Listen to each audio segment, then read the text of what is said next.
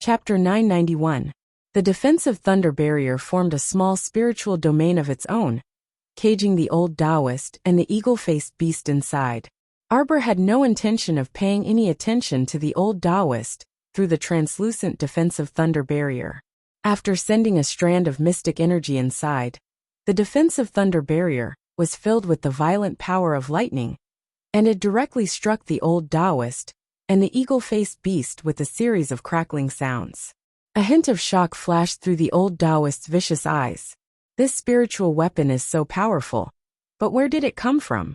He truly didn't know that this little girl had unwittingly grown to this extent in a few short years. If he had known, he would have directly killed her back then instead of allowing her to grow. Anger flashed through the old Taoist's eyes. It was his fault for being careless. A level 12 mystic cultivator with the ability of an advanced great talisman practitioner, with the divine beast Qinghuan, spiritual weapons and magic treasures, and even possibly comprehended the wood spirit's origin. Was this possible? Although it was very surprising that she successfully triggered her mystic meridians at the age of 7. What future could she have in a small place like the Lower Star Domain, and in a lousy village like Kyoto Village that lacked mystic energy?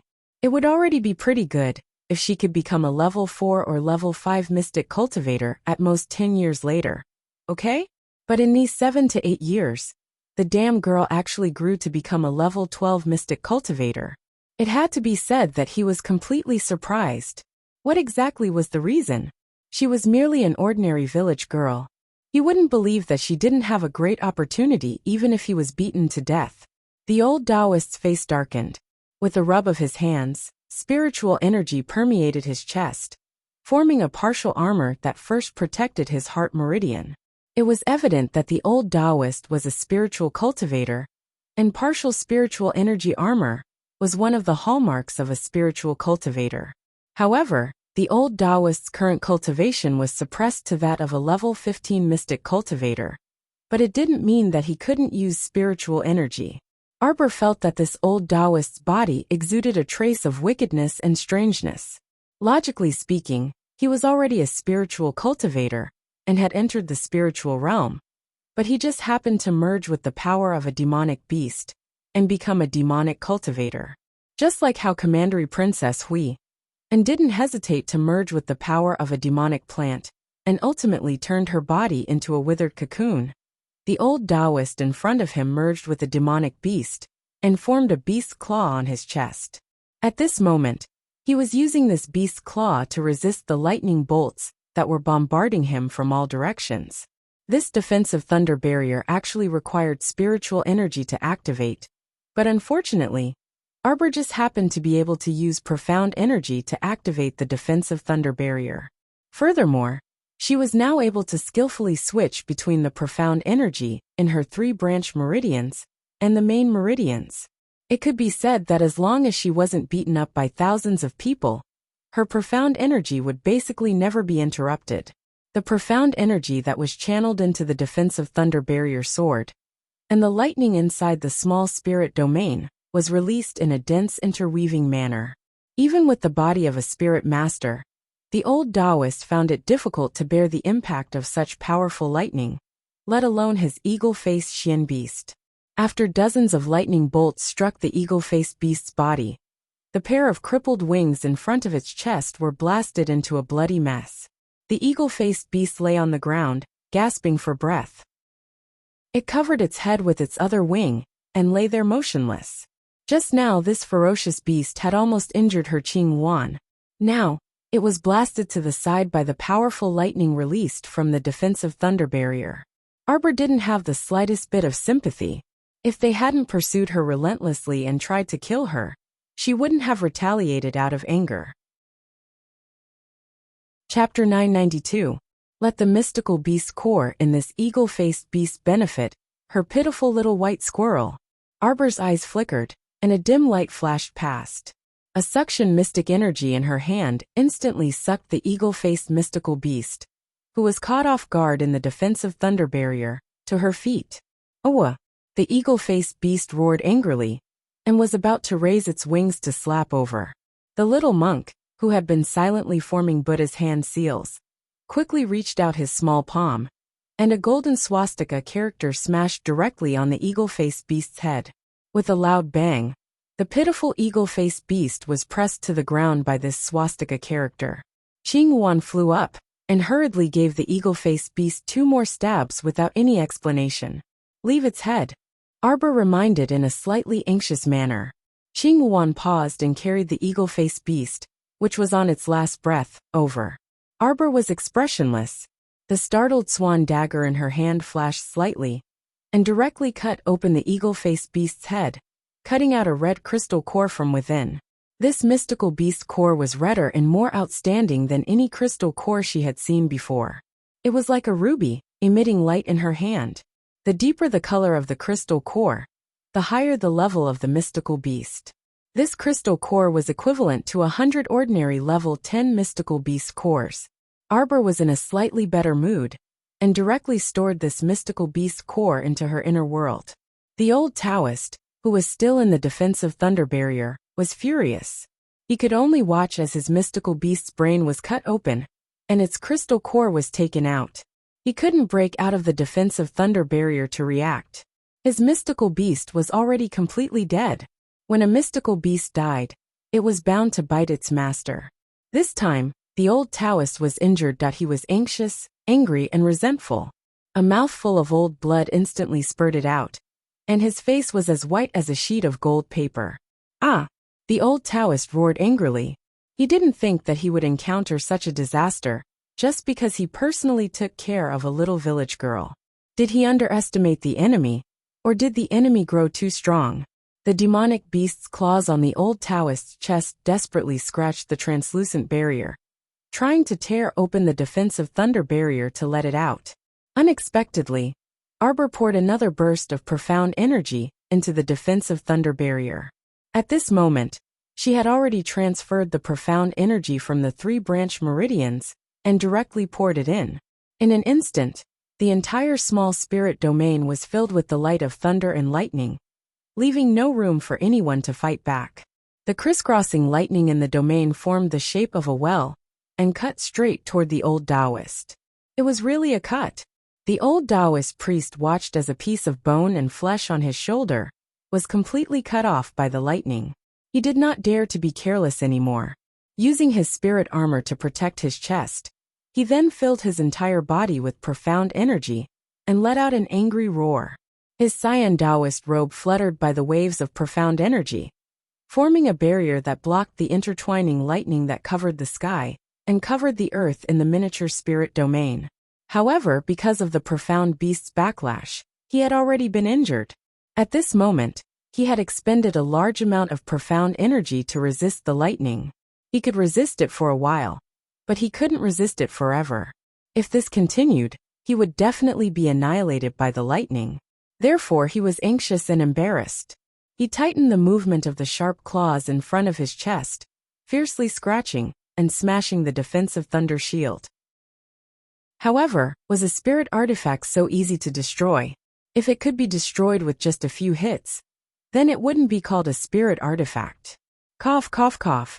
The old Taoist priest was in an extremely sorry state, and a mouthful of blood foam spurted out from his mouth. Chapter 993. Perhaps even he himself hadn't anticipated that he would be heavily injured by someone when he originally wanted to exterminate Arbor in this wilderness. Ah, the heavens didn't open their eyes. How could they treat him like this? Cough. The old Taoist spat out another mouthful of bloody foam, and his head turned black. He looked coldly at Arbor through the translucent defensive thunder barrier. Could it be that he had to use that secret technique today? Damn it! If he didn't handle it well, he would be obliterated by the heavenly Tao. Cough, cough, cough. The old Taoist flipped his left hand and took out a white jade bottle from his inner world. He poured out 2 or 3 pills and stuffed them into his mouth without even looking. Arbor's gaze abruptly landed on the white jade bottle in the old Taoist's hand. A sinister chill flitted across her originally tranquil little stoic face. When she looked at the old Taoist again, her placid eyes were suffused with an ice-cold ruthlessness from the depths of hell. At this time, the old Taoist had already been cut by the defensive thunder barrier, to the point that there wasn't any flesh left unscathed. Apart from his chest, which was well protected, the rest of his limbs and body had been cut quite tragically by the lightning. His entire body was covered in wounds, his hair was disheveled, and his green Taoist robe was soaked red with blood. Arbor's fingers moved, and the translucent defensive thunder barrier was instantly undone by her. She moved again, and a long green vine appeared between her fingers, which she flung toward the old Taoist with a swish. This time, the old Taoist reckoned that even if he didn't die, he would lose half his life. How would he dare to take it head-on? He directly rolled on the ground and dodged this vine whip attack. Arbor's fingers moved slightly, and several dozen immobilization talismans directly split open in the air and stuck to the old Taoist. Now that the old Taoist was heavily injured, the immobilization talismans would definitely obstruct him if they landed on him. Even if they couldn't immobilize him, they could delay his movements for a moment. That would be enough. Priest Yu destroyed several immobilization talismans in exasperation, only to feel his body uncontrollably pause twice. And just as he was flustered, 2 whips of vines were viciously whipped. His back was whipped by 2 vine whips at the same time, causing his entire body to tremble in pain. He grimaced in pain, and his eyebrows were knitted together. At this time, Arbor stepped down step by step from the air, a vine whip in each hand. He swung it very flexibly, attacking with both hands at the same time. The old Taoist priest looked at the little girl in front of him. His brows were tightly knitted together, and his pupils constricted. The wood spirit energy on the vine whip was so dense that even he couldn't tell what level of wood spirit origin it was. It should not be lower than the 6th level of the wood spirit. Thinking of this, the old Taoist's forehead was covered in cold sweat. He couldn't hesitate any longer. He lowered his head in silence. A few seconds later he raised his head again. His eyes were covered with a layer of green light, and his aura changed instantly. "Be careful. He has advanced," the small monk shouted.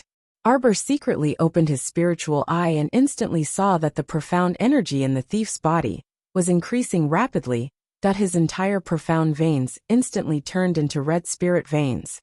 And then a wisp of fiery red spirit energy could be seen flowing happily inside. The basic red was naturally one of the 5 spirits, the fire spirit. As expected, a streak of fire swept out of the old Taoist priest's hand in the next instant, pouncing straight at the vine whip in Arbor's hand. Once the green vines were touched by the fire, they suddenly burst into flames and burned fiercely. Arbor snorted. At the same time that he threw the vine whip in his hand, he raised his hands slightly. Then 7 to 8 green vines drilled out from all directions and shot towards the thief. Chapter 994.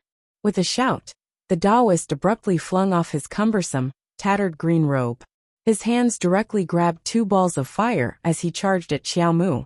Arbor didn't even look at him.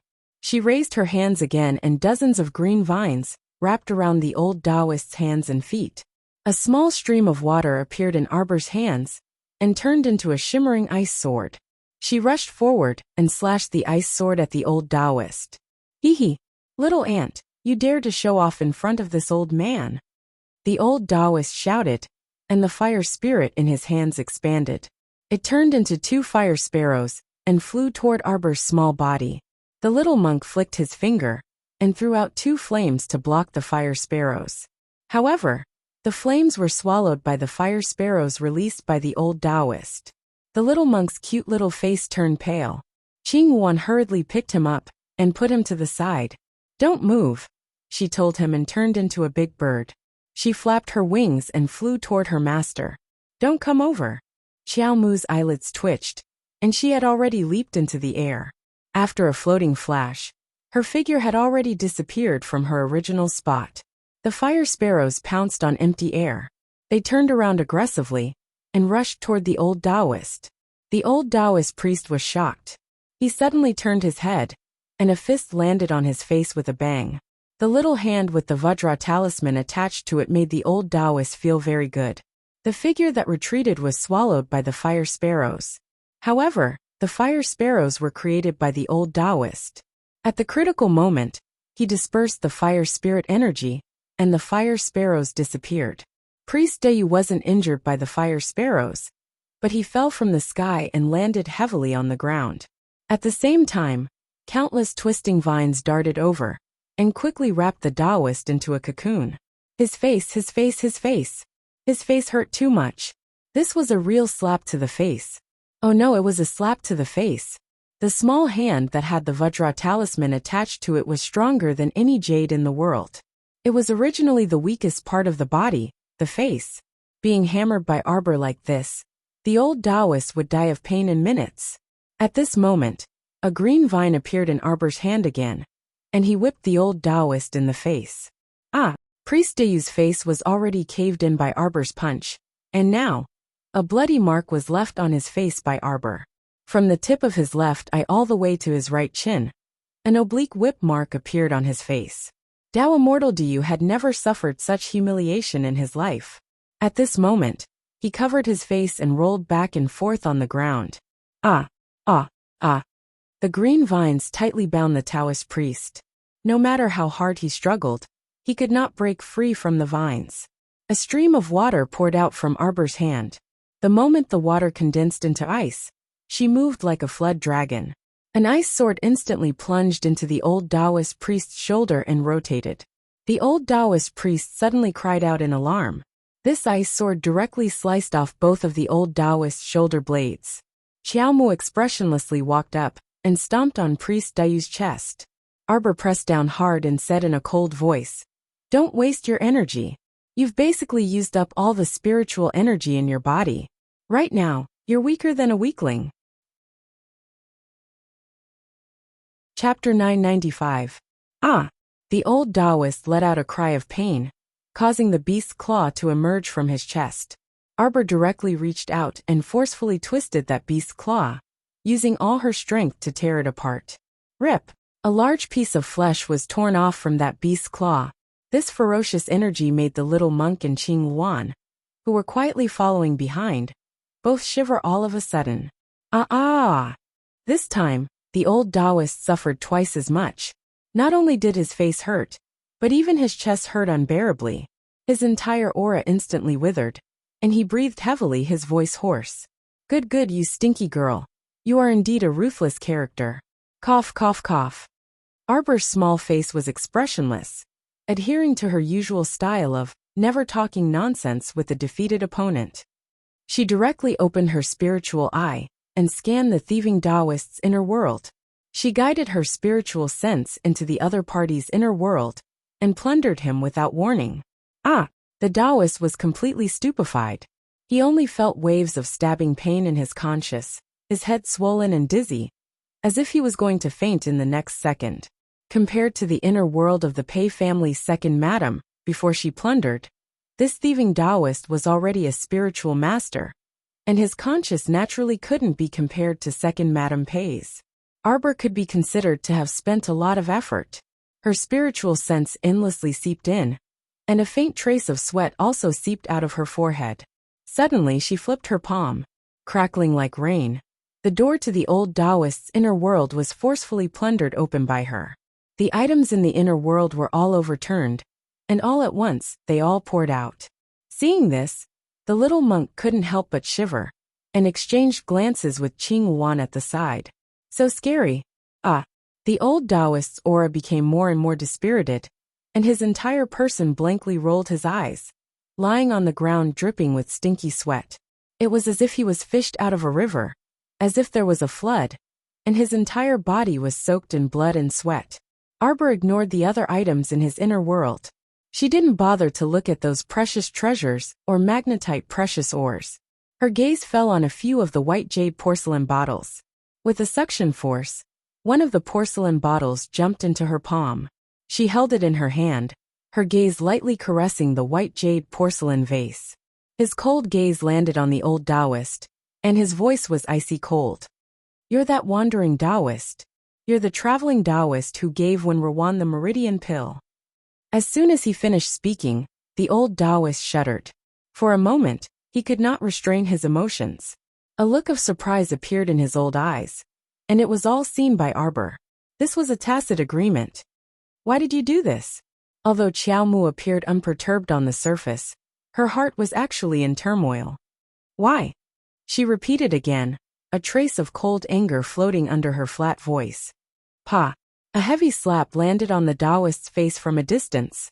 Xiaomu raised her voice slightly and reprimanded coldly. Are you deaf? Cough, cough, cough.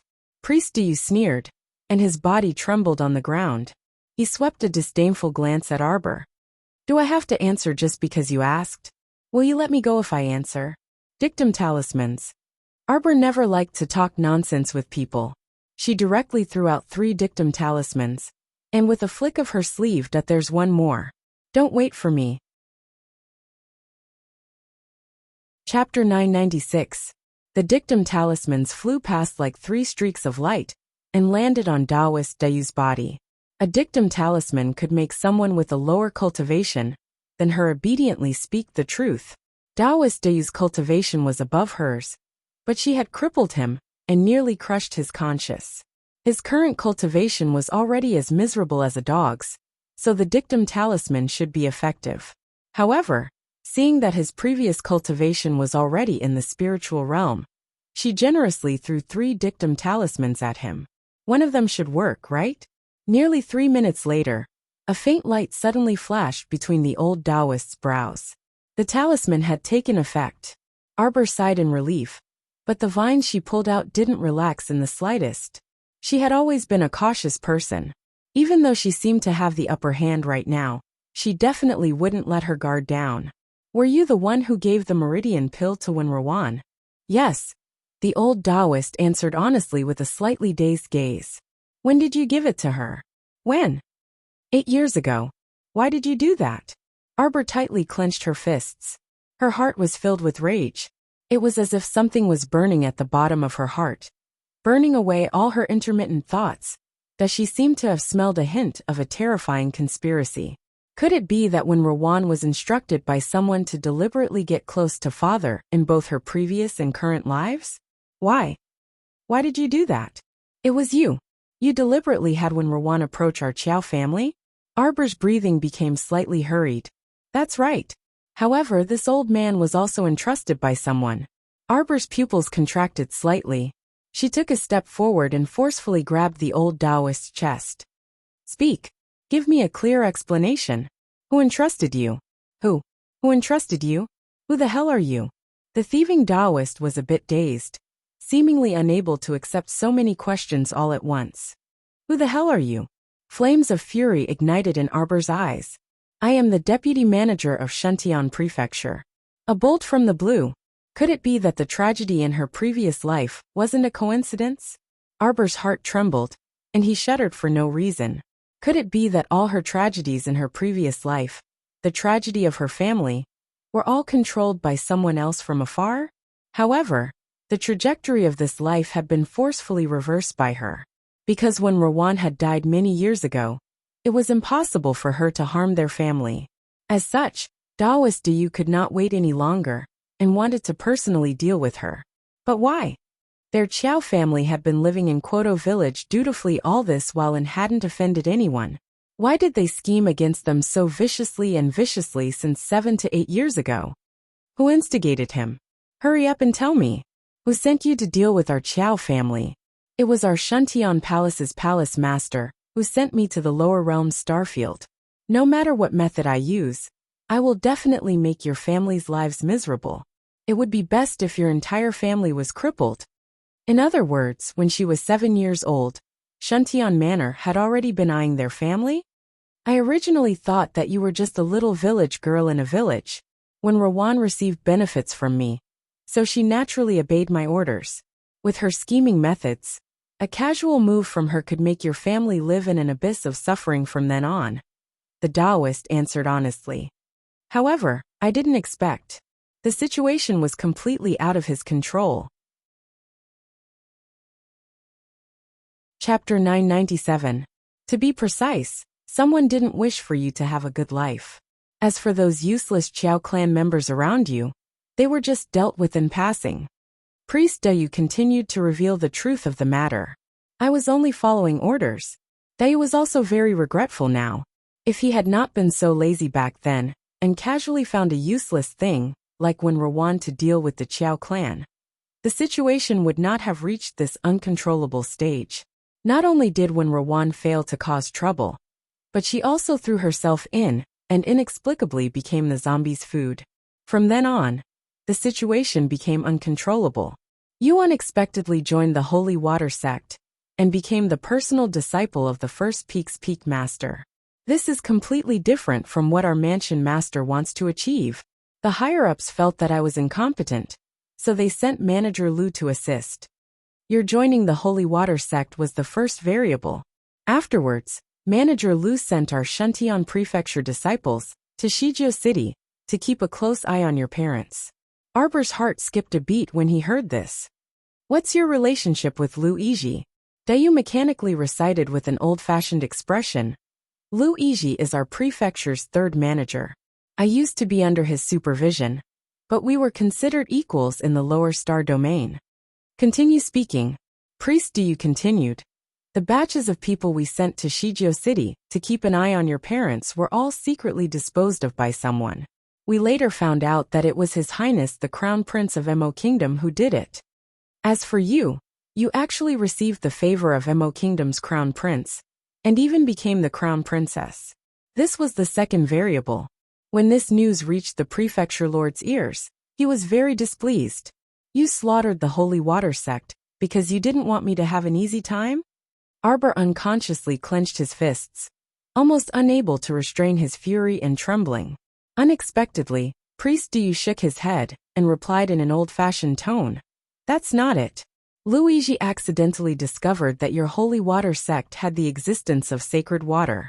Luigi wanted to seize the sacred water purely to satisfy his own selfish desires. It was absolutely impossible for him to hand over the sacred water he seized to the Prefecture Lord. He would even do his best to conceal this matter. Why would he do that?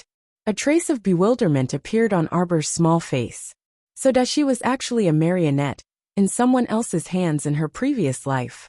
If others wanted her to live a miserable life, she had to live a miserable life. If others wanted her to live a miserable life, she had to live a miserable life. At this moment, she suddenly realized that her previous life's trajectory was actually carefully planned for her by someone. But her heart was still very confused. Wouldn't that Shuntian Prefecture's Prefecture Lord just directly kill her and be done with it? Why did he have to play such a clumsy game with her? I won't let you have it easy. Moreover, she simply couldn't remember where she had offended this Shuntian Prefecture's Prefecture Lord to the point that he had started scheming against her 7 or 8 years ago. In his previous life, he simply did not have the strength to offend this high and mighty Shuntian Prefecture's Prefecture Lord. In this life, her enmity with the Shuntian Prefecture all originated from the destruction of the Holy Water sect during the Golden Hairpin era. In other words, before the age of 12, she had never interacted with Shuntian Prefecture. She was completely unclear as to why the Shuntian Prefecture's Prefecture Lord had such great enmity and hatred. When she was 7 years old, he already wanted to make her have an easy time. This kind of hatred was actually enough to cause the Shuntian Prefecture's Prefecture Lord to be unwilling to let her off for 2 lifetimes. Chapter 998. Arbor took a deep breath and asked coldly, Tell me clearly, is it only your Shuntian Prefecture's Prefecture Lord who doesn't want to let me live well? At this moment, the old Taoist showed signs of struggle. This was a sign that he was about to wake up. Arbor raised her finger and sent several dictum talismans flying onto him. However, it was too late. She didn't know if the old Taoist was experiencing terminal lucidity. In an instant, he woke up with a start. His blank expression abruptly turned sinister in the next second. Damned girl, what did you do to me? Priest Dayu only felt a tearing pain in his chest, making it impossible for him to take a deep breath. In addition, there wasn't a single piece of unharmed flesh on his body from the lightning, and his shoulder blade had been gouged out by that savage girl. The old Taoist knew very well that his current situation was very bad. With his current half-crippled body, he was absolutely no match for this savage brat. You'd better tell me clearly. Otherwise, I'll make you beg for death. I'll make you regret coming to this world. Arbor raised her finger slightly and a pill appeared in her fingers. This was the latest poison concocted from the 6-yang poisonous flower. Its effect was better than the heat poison in the beautifying pill. After taking it, it could make one's skin blister as if it was scalded. She only needed to use some medicine to keep the old Taoist half alive, and he would experience the feeling of his wounds never healing, of rotting, breaking, and being whole again. Don't worry, she wouldn't let him die so easily. This feeling of dying but not dying, of lingering at death's door, she would let him experience it. The old Taoist's eyes narrowed slightly, and he called out stubbornly, "Didn't you use some tricks just now? I've said everything I should say you." A slight ripple suddenly appeared in the air. Arbor was in the state of opening her spiritual eye. She could actually clearly see 17 or 18 transparent chains extending from the air. They uniformly swung around the old Taoist's limbs and body, tightly binding him. The old Taoist was probably stunned at this moment. He felt that his limbs couldn't move, and his entire body seemed to be bound by something. A flash of inspiration appeared in his mind. He immediately thought of something, and his expression changed in a flash. He looked at Xiao Mu in horror and harshly shouted at her, "Hurry, hurry! Help me! Help me! You're a great talisman master, so you must have some talisman that can undo the binding. Quick, hit me! Help me!" Ah! Arbor stared at him indifferently, as if he was looking at an idiot. "Tell me clearly, who doesn't want me to live a good life? Is it really the Shentian Prefecture's prefecture lord?" How could the old Taoist have the time to answer her question at this time? He screamed like a ghost as he struggled against the invisible chains. He looked at Xiao Mu in panic and pleaded, help me first. Heavenly Tao ah." He used a secret technique to forcefully break through the limits of the lower star field and rush into the realm of a level 3 spirit master. He had a sliver of hope that the Heavenly Tao would not find trouble with him. After all, his cultivation had been suppressed to the initial level of the spirit realm, so it wasn't very eye-catching. He didn't use a secret technique to directly raise his cultivation to the advanced level of the spirit realm and enter the realm of Great Spirit Master. How could raising his cultivation so stealthily attract the attention of the Heavenly Tao? Pain suppressed his entire body, and the majestic and heavy pressure of the Heavenly Tao firmly enveloped his body. "I'll tell you the truth. Why save me, save me." Chapter 999. Arbor saw that he was pressed to the ground by an invisible force, and he was wretchedly crawling on the ground with his 4 limbs. She couldn't help but sneer. "Forget it. I don't think you have anything else to tell me. As for what I want to ask, when I find your prefecture lord in the future, I'll naturally be able to ask him clearly, right? Did the Shentian prefecture lord have a natural enmity with her? Or was the prefecture lord instructed by someone else? Wouldn't it be better to ask the prefecture lord himself? Shentian prefecture, whether it was a personal grudge or a sect grudge, would have to face them in the future, right? Rather than interrogating someone who only knew a little, it was better to save the effort and watch the show. After figuring this out, Xiao Mu couldn't be bothered to spare Priest Dayu even half a glance. Let him live or die on his own. No, you can't just watch me die. How can you just watch me be destroyed by the Heavenly Tao's might? You despise the Heavenly Tao and suppress it for it. Who can help you? If you dare to do it, you have to dare to admit it. Isn't it better to just accept death? Arbor's cold voice slowly seeped into Priest Dayu's ears. He was clearly an old monster that had lived for such a long time. How could he not understand such a simple principle? Humans, no matter how strong they were, would always show a timid state in the face of death. Priest Dayu raised his eyes to look at Arbor's cold face. His entire body trembled, and he was paralyzed on the spot, as if he had lost his parents. No one could defy the Heavenly Tao's might. He was formless, colorless, and soundless. He wasn't in any of the 5 forms, and no one could even recognize him with the naked eye. However, he was such a terrifying existence. At this moment, he was using a formless and enormous power to crush Priest Dayu into a pile of minced meat bit by bit. Noiselessly, it was also extremely fast. Under the tyrannical restriction of the Heavenly Tao, Priest Dayu's entire person suddenly disappeared. From his body to his soul, he suddenly disappeared from the world. This was the Heavenly Tao's might. It could destroy you in a matter of minutes, without leaving a single bone behind. Arbor shook his head, speechless. Priest Dayu was probably the kind of person who wouldn't seek death, if he didn't seek it. If it wasn't for him pursuing her relentlessly earlier, she wouldn't have turned around to counterattack, and she wouldn't have forced him to utilize a secret technique to advance his cultivation and infuriate the Heaven Dao. Serves you right. At this moment, Xiaomu was actually rejoicing in her misfortune. There was a large pile of inner world items on the ground. The old Taoist had quite a lot of private goods. There were precious treasures, magnetite pills, and even some oddly shaped forging materials. Arbor was an honest child. He took all the inner world items left behind by the old Taoist without hesitation.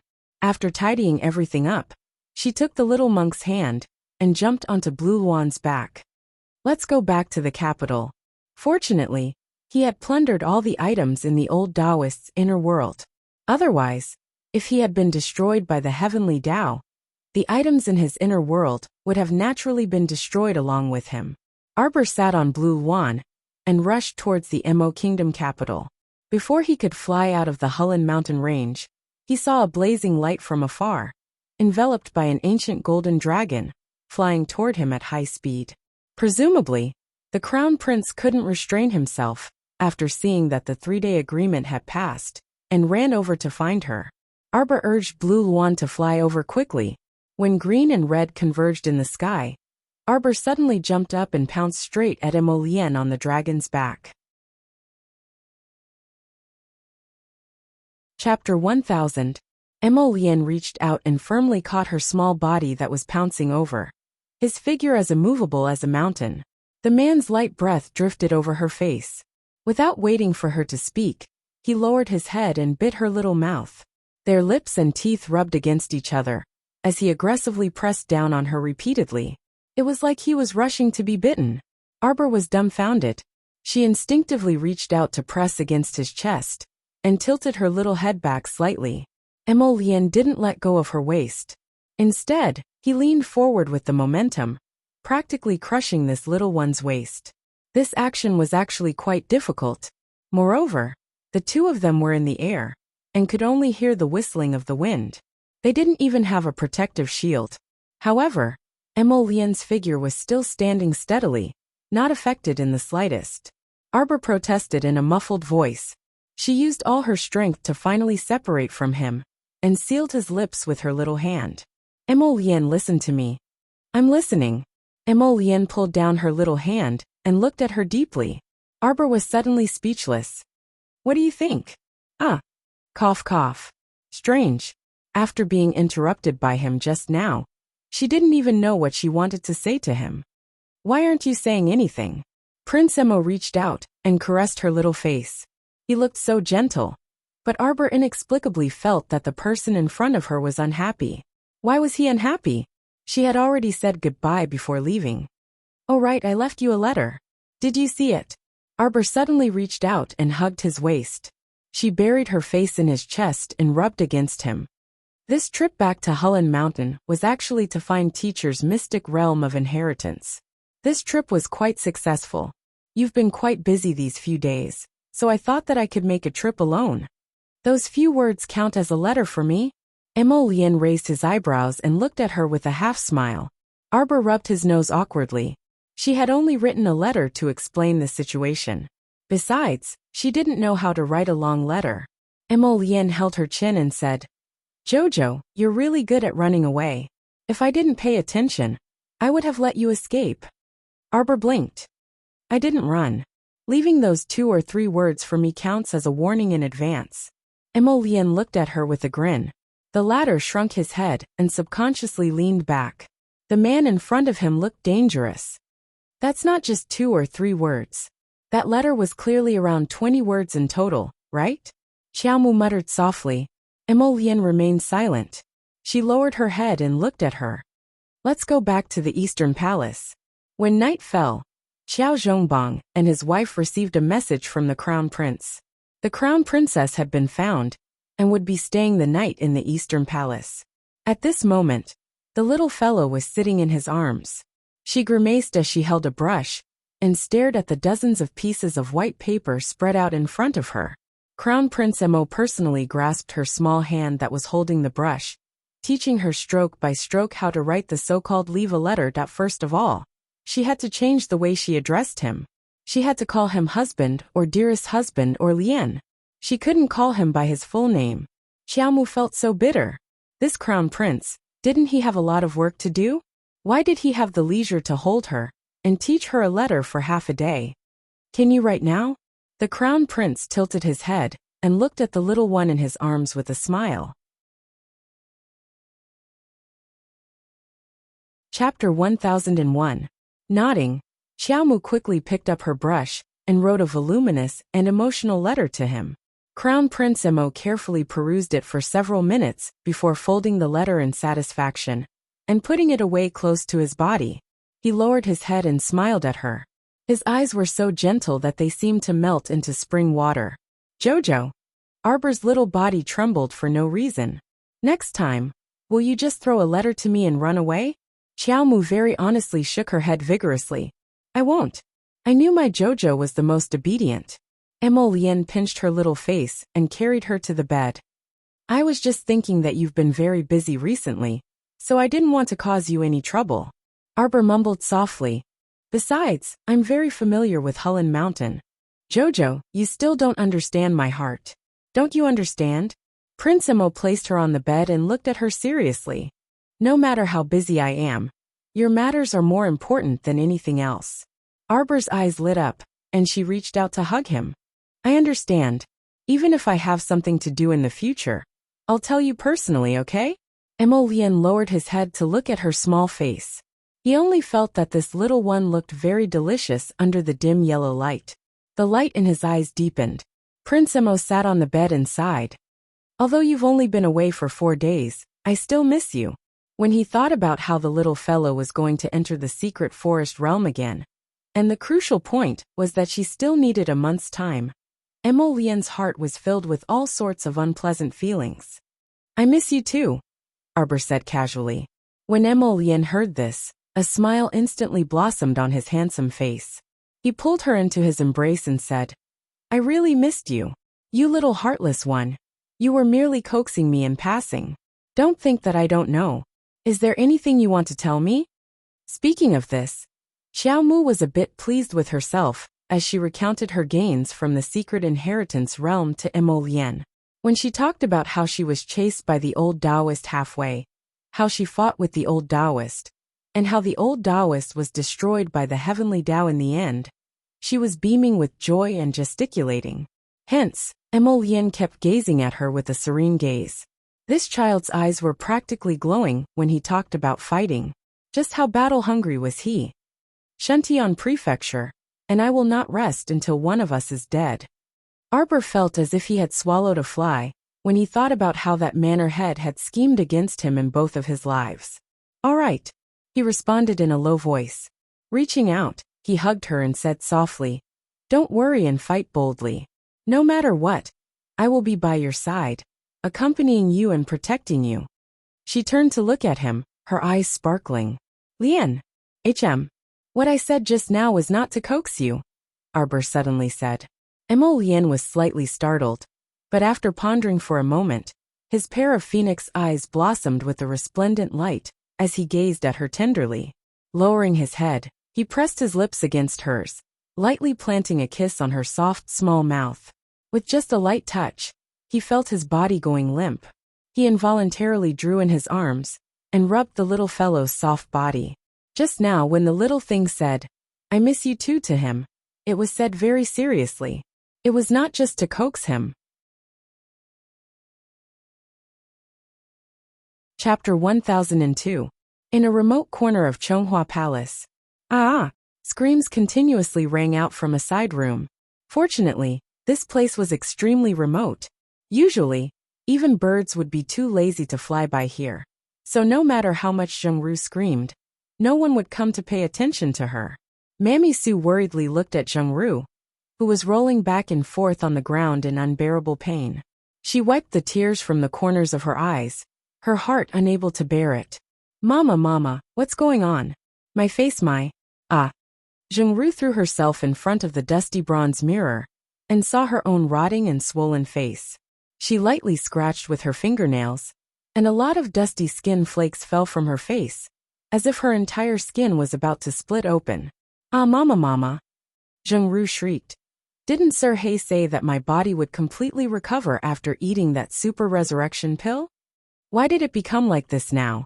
Why did her condition start to relapse when night came? Her beauty no longer existed." Mammy Su secretly glanced at Zhengru with pity. "Xiaoru, do you still remember Sir He's instructions?" I remember. He told me to think of a way to deal with the crown princess within 7 days. I know. It must be Sir He reminding me to deal with her as soon as possible. So he gave me a warning every day." Zhengru angrily threw the bronze mirror to the ground. But that slut actually left the capital on her own. Because of this, the queen must be dissatisfied in her heart. At first, the crown prince had planned to conceal it for her, and only say that she was recuperating at home. It was she who found out that the wretched girl had already left the capital a few days ago, and wasn't at the Marquis of Jiyuan's estate at all. 7 days. 4 out of 7 days had already passed, and there wasn't much time left. That damned brat. If she didn't come back, how was she supposed to deal with it? Mammy Su hesitated before saying, "Xiaoru, I heard that the crown princess was brought back to the Eastern Palace by the crown prince this evening. Are you serious? Come back. It's good that you're back. It's good that you're back." Zhengru relaxed a little, but the itching pain on her face was unbearable. She hurriedly said to Mammy Su, "Go get some ice cubes for me to apply a cold compress." Her face was so itchy that she wanted to die. It was unbearable. Mammy Su's expression turned ugly. "Xiaoru, you're no longer the consort Zheng from back then. It's already not bad to be able to transfer them out of the woodshed." Zhengru's expression was ferocious. "That's because they know that one day, I will regain the divine grace." Mammy Su sighed. "Everything has been arranged for tomorrow. You only have one chance, Xiaoru. Seize it." The next morning after breakfast, Arbor sat obediently in the main hall and waited for Prince Emo to return from morning court. The two of them boarded the carriage to return to the Marquis of Jiyuan's estate. Xiao Zhongbang and his wife had been waiting for them with open doors since early in the morning. Now that they saw that their daughter was safe and sound, they couldn't help but grumble about how risky the child was. As Wei Ziqin held Xiaomu's small hand, she inadvertently looked down, and her gaze landed on the lustrous white ring between Xiaomu's fair fingers. Her expression changed drastically, and her body trembled involuntarily. She held Arbor's hand and couldn't help but ask, "Jojo, where did you get this ring? Is it this?" Arbor didn't hide it and immediately said, "I inherited it from an elixir teacher." Time to end the nap. Chapter 1003. Teacher. Wei Ziqin stared blankly at her daughter, then excitedly held her little hand and asked, "Jojo, what do you mean? You've inherited the alchemy skills of that master?" Wei Ziqin's eyes lit up almost instantly as she looked at her daughter. Her expression was indescribably happy. Before Arbor could step through the door, her mother stopped her at the door and questioned her repeatedly. "Mother, what's wrong?" Every time she mentioned alchemy, her mother would get excited for no reason. Just like last time, when her mother accidentally found out that she was an alchemy master, her mother actually solemnly ran to tell her father about it. The couple really did open the ancestral hall to pay respects to their ancestors. It was too exaggerated. Wasn't it just becoming an alchemy master? Did her mother have to bring up something like an ancestor's spirit, or something like that dot on the side? Xiao Zhongbang shook his head in amusement. "Let Xiaoma and our daughter come in first." Okay. Wei Ziqin held Arbor's hand and stepped over the threshold together. Emo Lien and Father Qiao found a place to sit down and chatted for a while. Wei Ziqin continued to nag her daughter. When she found out that her daughter had gone to that alchemy master's mystic realm of inheritance, Wei Ziqin's eyes flashed and she asked anxiously, That alchemy master? You saw him with your own eyes?" Arbor felt that her mother was acting a little strange and couldn't help but ask curiously, "Mother, do you know him?" Wei Ziqin suddenly felt that her expression was a little exaggerated, and hurriedly covered it up with a smile. She waved her hand and said, "Silly child, I'm just an ordinary village woman. How could I know the alchemy master you're talking about?" As she spoke, Wei Zichin's gaze fell on her face, a faint smile on her face. Xiaomu pouted her small mouth. "Mom, you look so happy that I thought you found an old friend." Wei Zichin smiled but didn't reply. Yet Xiaomu continued to murmur to herself. Teacher passed away all alone in her secret inheritance realm. I'll have to bury her properly later. Wei Zichin's eyes suddenly became watery. She quietly turned around and wiped her eyes with the handkerchief in her hand. "Mom, what's wrong?" Arbor leaned over to look at her. "Mom, why are you crying? Where is mother crying?" Wei Zichin forced out a smile and tugged at her daughter's small hand. "Mother only feels that you and that alchemy grandmaster are extremely fated. I'm afraid that this is fate predestined by the heavens." Wei Zichin's voice was slightly choked, and a wave of tears welled up in her eyes. She held it back and said, "Mother just feels very happy." "Mother." Arbor couldn't help but laugh. He reached out to hold her arm and said, "Why does mother cry when she's happy and sad?" "Stinky girl, you're even making fun of your mother." Wei Zichin poked his daughter's head, and then said seriously, "Your master's burial is a big deal. Why don't you have your father help you with it? This is your master, so she has to be buried in a dignified manner." Arbor pursed his lips. "Mother, I want to bury teacher beside the sect." It was on the slope of the peach blossom garden that her teacher was laid to rest. Wei Zichin's eyes reddened slightly, and she wrapped her arms around her daughter's shoulders and said softly, "That's good too. If your master knew in the afterlife, she would also feel gratified to be buried next to the holy water sect's deceased masters." Arbor nodded and met Wei Zichin's eyes with a smile. Chapter 1004. On the other side, when the father-in-law and son-in-law saw that the two women, one big and one small, were actually getting sentimental as they spoke, they promptly changed the topic. "Xiao Xiao, you'll be preparing to depart for the Mystic Beast Forest secret realm in 4 days. You have to make ample preparations. It'll take 2 months for a round trip to that place." Arbor turned to glance at her father and nodded. In reality, there wasn't much to prepare. Arbor only wanted to draw more talismans before setting off in case of emergency. The 4 people were chatting idly when Hazy hurried in. He hastily saluted everyone, and then said to Qiao Zhongbang, "Husband, Sun Yang just came to report that." Hazy stole a glance at Wei Zichin and Arbor before bracing himself and saying, "She said that old madam is about to die and wants to see husband and madam before she passes away." Qiao Zhongbang abruptly stood up, and then heaved a long sigh. Wei Zichin then stood up and said, "Husband, then let's make a trip over."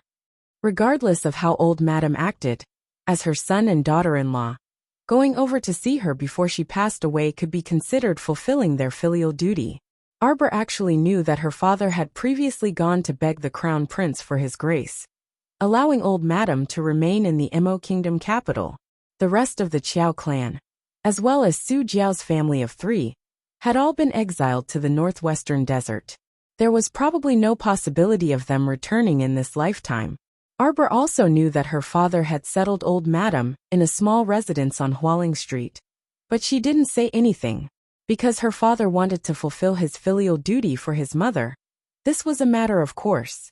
As a daughter, what could she say? Her father had been this simple, honest, and even somewhat stupidly filial person in both lifetimes. Perhaps this was precisely what Madame Neiwei admired about him. Arbor already didn't want to comment on whether old madam was good or bad. Arbor also didn't want to meddle in her affairs anymore. After sending his parents out, Arbor had nothing to do. When he turned around, Emolien grabbed his little hand. "Not happy?" Emolien's eyes moved, and he reached out and gently pinched her little face. "You don't have any expression. When have you ever seen me with an extra expression?" Arbor didn't want to pay any attention to him. He put his little paws behind his back and walked towards his Nanju garden. "Yeah, Jojo smiles when he's happy.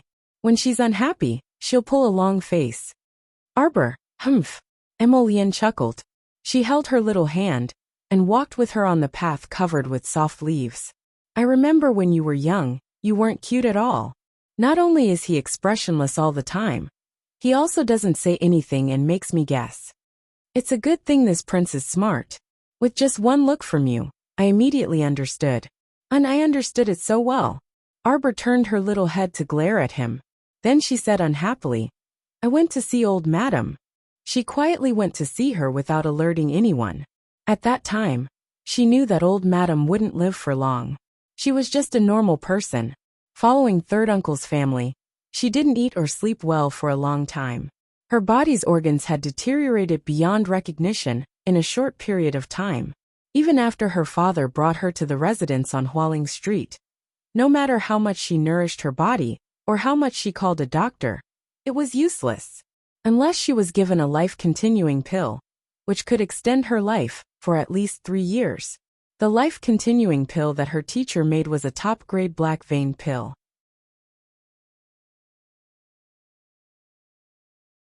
Chapter 1005. This pill was meant for people who were about to die. It was not like the longevity pill, which was used to warm and nourish the body. The effects of the pill were mild, and could be used slowly. This life-extending pill was like a needle that stimulated the heart meridian. It could immediately extend a person's life for 3 to 5 years. But that was all it could do. When the life extension period was over, even Daluo immortals could not save the old lady. Also, if she were to do it, she could carefully give the old lady acupuncture for a period of time, and then use the longevity pill mixed with various other medicines to nurse her body back to health. It was not impossible to save the old lady. At least it could definitely extend her life. But she, wanted to. Isn't my heart especially ruthless? I'm a tiger and a wolf. I bite whoever I catch, am I not? Arbor lowered her head and hid the coldness in her eyes as she asked Emolien. Not ruthless. Emolien shook her head. Didn't you ask me if I believe in karma? I do. Emolien nodded without the slightest doubt. He held her small hand as he said softly, she treated you and your family like this before. Saving her shows that you're kind. Not saving her doesn't show that you're ruthless. The cycle of karma was all about retribution. If the old lady had not caused so much trouble in the past, she would not have ended up like this. She had even wiped out the filial piety of Qiao Zhongbang and his wife. Now, the two of them were willing to go to Hualing Street to see her one last time, just to fulfill their wish. Even if you're a tiger and a wolf, you're the tiger and wolf cub that I like the most in the world. Emolien suddenly reached out and lifted the little one up. Arbor was caught off guard. She hurriedly wrapped her arms around his neck and glared at him with puffed cheeks. Put me down. Emolien shook his head and said seriously, I'm not putting you down. What do you want to eat tonight? I'll cook for you. Arbor snorted. Braised eel, braised catfish, vinegar fish slices, spiced mutton, braised sirloin, braised prawns with 3 delicacies and 8 treasures. Xiaomu recited a long list of dishes, and Emolien nodded his head repeatedly. Afterwards he couldn't resist asking, why are they all meat dishes? What is Kong Kong eating? Make him some vegetable soup. Go with a bowl of white rice. Emolien giggled. Suddenly, a voice of protest sounded. Benefactress. My meal is too crude. Arbor's mood improved slightly. He reached out and punched Emolien. Put me down. No. Emolien carried her all the way to Nanju Garden. What soup are you drinking? On the other hand, Qiao Zhongbang and his wife arrived at a house on Hualing Street. Sun Yang came out to greet them. Madam, old madam wants to talk to you alone. Wei Ziqin nodded mildly, and followed Sun Yang into a small room in the south. The old lady was lying on the bed. 2 pillows were under her head. When she saw Gu Ninji walk in, she perked up slightly. Where's Arbor? Where's that wretched girl Arbor? The old lady wailed. I'm about to die. How can she bear not to see me? Wei Ziqin held her breath and clenched her fists. Jojo is cultivating in seclusion. Old madam, if you have anything to say, please speak. Old Madam Fu coughed heavily a few times and pointed at Wei Ziqin. You all of you are very good. Things had already come to this, but the old lady still did not like them.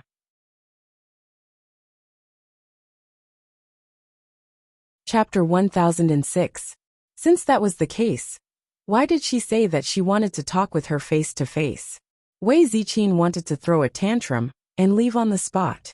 However, considering the elderly lady's health, she probably wouldn't be able to say much more, so she forcefully swallowed her anger. She stepped forward and bowed to the old madam before saying indifferently, "Old madam, just say what you want to say. This daughter-in-law still has many things to do at home." You. The elderly lady pointed at Wei Ziqin and said with a furious expression, "Do you really think I don't know? Arbor, she isn't my biological granddaughter at all." Wei Ziqin abruptly raised her head and stared wide-eyed at the thin elderly lady on the bed. "You're such an unruly woman. I don't know what method you used to bewitch my son. My son originally had a great future. He was recognized by the main family at a young age, and even entered the Daybreak sect. If he wasn't assassinated later on, he wouldn't have returned to the village and married a lowly woman like you. You're merely a servant girl who serves others." The elderly lady pounded the bed and angrily said, "You even deceived our Zhongbang and cuckolded Zhongbang. I don't know where you got this bastard from." "You shut up." Wei Ziqin shouted angrily. How could this small courtyard be soundproof? Everyone outside could hear her clearly. Fortunately, there was only one Sun Yang standing in this small courtyard. At this time, she had already retreated outside with a shocked expression. Xiao Zhongbang hastily pushed open the door and entered. "Ziqin, what's wrong? Mother, what are you two doing?" He hastily closed the door behind him and ran to his wife's side. Looking at the elderly lady's trembling body, he said with a long sigh, "Mother, what are you saying? Ziqin has been filial to you for so many years. Don't tell me you still can't see clearly what kind of daughter-in-law she is? Your actions not only chilled Ziqin's heart, but also our son's heart. Zhongbang, you're the one who doesn't see clearly." The elderly lady pounded the bed and cried herself hoarse. "For a bastard, you drove your own younger brother and nephew to a place like the northwestern desert. Do you still have a conscience? Mother, Zhongheng and his wife abused you until you're emaciated and on the verge of death, but you still think they're good. No matter what we husband and wife do, you think we're bad. Isn't it?" Xiao Zhongbang asked in a low voice. "I don't care. Xiaolong is my grandson. I don't care what method you use, whether it's begging or kneeling. You have to get His Highness the Crown Prince to let our Xiaolong come back." The elderly lady to Zhongheng and Zhongheng to Zhongheng to Zhongbang to Zhongbang to Stu make her to Zonto Zhongheng. Moreover, how could Xiao Mu, that bastard, be worthy of becoming the Crown Prince consort? Mother to mother to mother to mother twos to mother to ja. Mother. Son to son twos to mother. Wei Ziqin's face was also flushed red. Her eyes were filled with tears as she clenched her fists. You too. You unfilial son and daughter-in-law." The elderly lady spat out a mouthful of blood. She pointed at Xiao Zhongbang and cursed. "You muddle-headed worm. Your wife secretly gave birth to a daughter long ago behind your back. If you don't want people to know, then don't do it in the first place. Arbor isn't your biological daughter at all." "I know." Xiao Zhongbang's furious shout instantly silenced all of elderly Lady Qiao's words. The elderly lady's face was filled with disbelief, as if she couldn't understand his actions at all.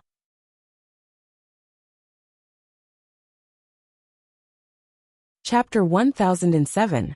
Xiao Zhongbang clearly knew that this daughter wasn't his biological daughter, yet he still feigned ignorance? Was he an idiot? Had he been raising someone else's daughter all this time during such a difficult time? Ziqin was entrusted with an orphan's care. She told me this clearly before she married me in town. Xiao Zhongbang said with a sullen expression. "Your son doesn't know when you found out, mother. Could it be because of this that you've always been hostile to them?" Madame Qiao sighed in anger and collapsed on the bed. However, she seemed to feel much better after spitting out the congested blood in her chest. However, Xiao Zhongbang and his wife could clearly see the glimmer of light in Madame Qiao's eyes. "Mother, you've really misunderstood Ziqin. She definitely didn't do anything out of line. She's a good woman. In your son's eyes, she's the best woman in the world." Wei Ziqin looked back at her husband with tears in her eyes. "It's only in recent years that our lives have quietly improved. Before that, during the most difficult, tiring and darkest days, Your son was always accompanied by Ziqin. Mother, it's because I rejected the marriage you arranged for your son, and brought Ziqin and her mother back to the village. All these years, you've always felt uncomfortable in your heart, haven't you? Qiao Zhongbang looked at Madame Qiao as he spoke. Unfilial son.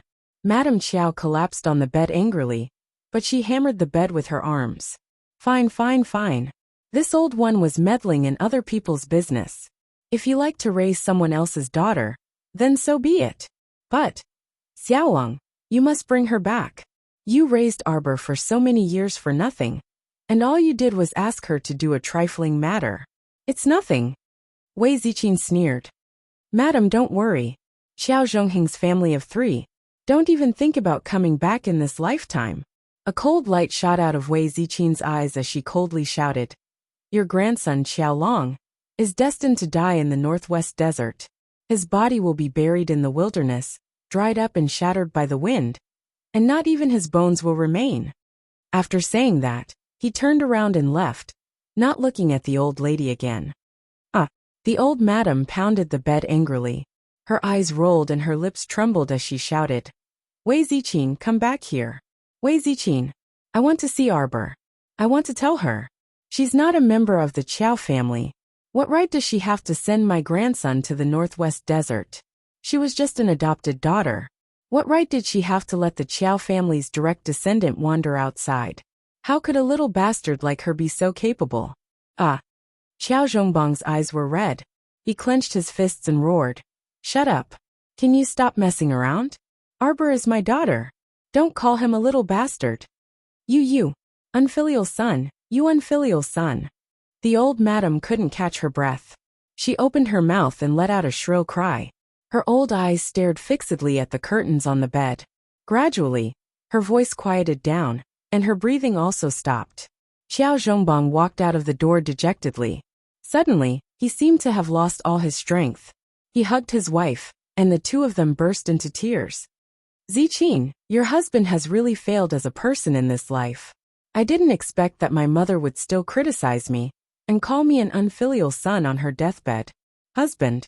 Wei Ziqin shook her head, and placed it in his embrace. She cried as she said, It's okay, it's okay. It'll all pass. It's okay. Qiao Zhongbang glanced at the side room with disappointment. He softly said to the servants outside the courtyard, Start the funeral.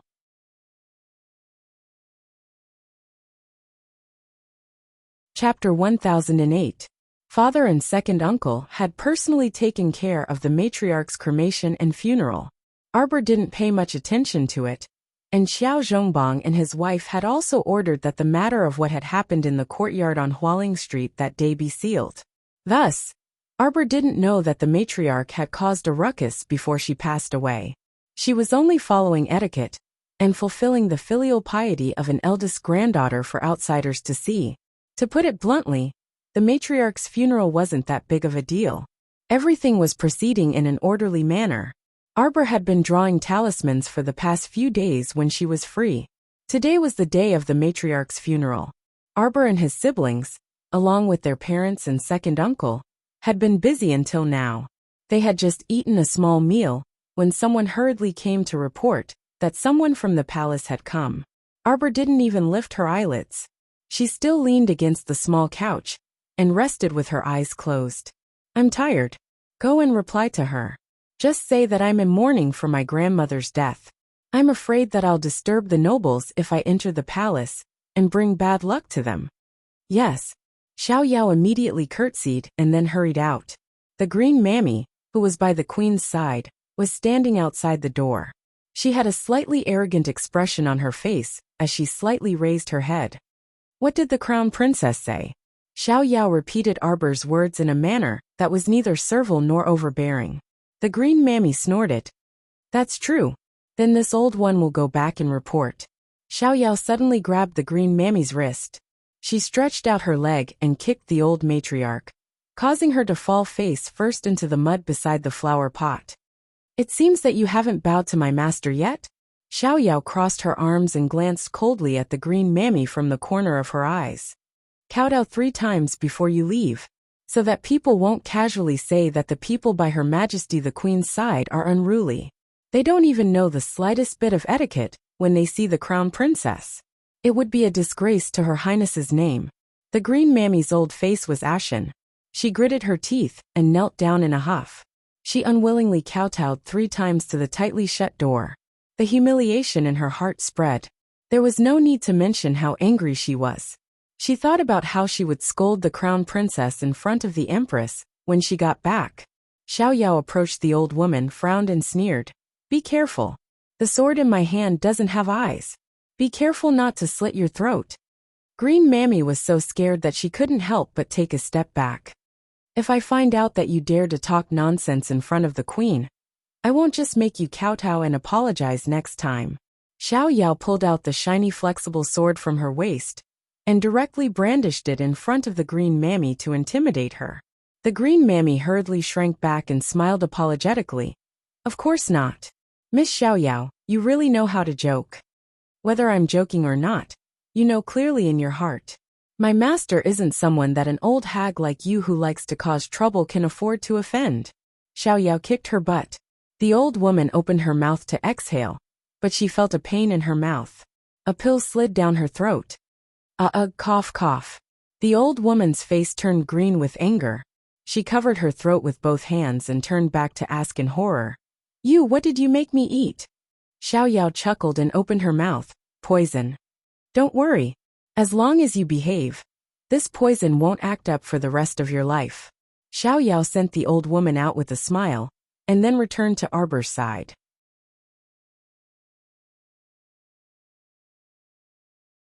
Chapter 1009.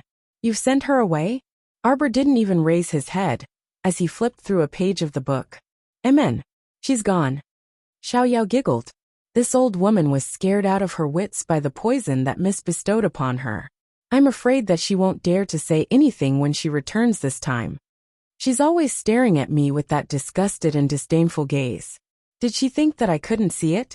Arbor reached out to take the medicine bottle that Xiao Yao handed over and expressionlessly said, If she's still disobedient, then I'll let her slowly go blind. In any case, her eyes aren't that useful to her. Xiao Yao pursed her lips and chuckled. That's right. Arbor didn't say anything else, and leaned against the couch to continue flipping through the handwritten medical records that Long Chuyan had left behind. Long Chuyan had traveled to many places before. Not only was she skilled in pill refinement, she was also proficient in toxicology. She had learned a lot from reading her handwritten medical records, and had benefited a lot. In the evening, Prince Emo came over. The moment he walked into Arbor's Nanju Garden's small courtyard, he huffed angrily as he lifted his robes and sat down beside her couch.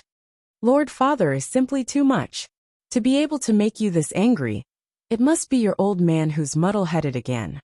Arbor put down a handwritten poison manual and glanced at Prince Emo before handing him a small teacup. Speak. Prince Emo took it, his eyes full of anger. That muddle-headed old man. He was casually fooled by someone, and his heart softened again. Arbor straightened up and looked at him curiously. Could it be Young-hee? She was released from the cold palace again? The Great King definitely loved Young-hee. With how much the Great King had doted on Young-hee over the years, if the Crown Prince told her that the Great King had released Young-hee again, she wouldn't be too surprised. Not really. Emo Lien held Arbor's little hand and squeezed it gently. But it's not far off. It turned out that for some unknown reason, the Great King had coincidentally passed by the back door of Chonghua Palace, and happened to see Young-hee dressed in plain white sitting under a withered old tree. She held a brush, and was scribbling something with a pious expression. It was said that the Great King was mesmerized by the scene. Young-hee was mesmerized by it. She wanted to show off her filial piety. Young-hee's gentle and beautiful white figure entered the Great King's heart again. The Great King quietly got out of the carriage and went over to take a peek. It turned out that Young-hee was using her heart's blood to copy a copy of the Ksitigarbha Sutra, secretly praying for the country, the Empress Dowager, and the Great King. The Great King quietly asked Mammy Su about it. It turned out that Young-hee had been copying sutras and praying for blessings under the tree day and night for 3 full days and nights. She was so devoted that she even forgot to eat or sleep. Mammy Su even wiped her tears and told the Great King that He had already recognized her past mistakes. In the future, she would definitely turn over a new leaf and do things properly. The great king was deeply moved. He glanced at the stack of hand-copied sutras beside He's hand. He also saw that her clothes were thin, and she only had a simple hairpin inserted into her hair. She looked extremely gentle and lovely. His heart couldn't help but be moved. Arbor listened to the crown prince's story, as if he was listening to a story. He couldn't help but curiously widen his large eyes and ask, "And then the great king brought He out?" "He didn't," Emolien said irritably. "He wanted to take it. Wanted to take it? That would depend on whether he had the face to do so. He's going to go get her now." He personally ordered that person to be thrown into the cold palace. How long had it been, and he wanted to bring her out? Wasn't that a slap in the face? Did he still want his old face?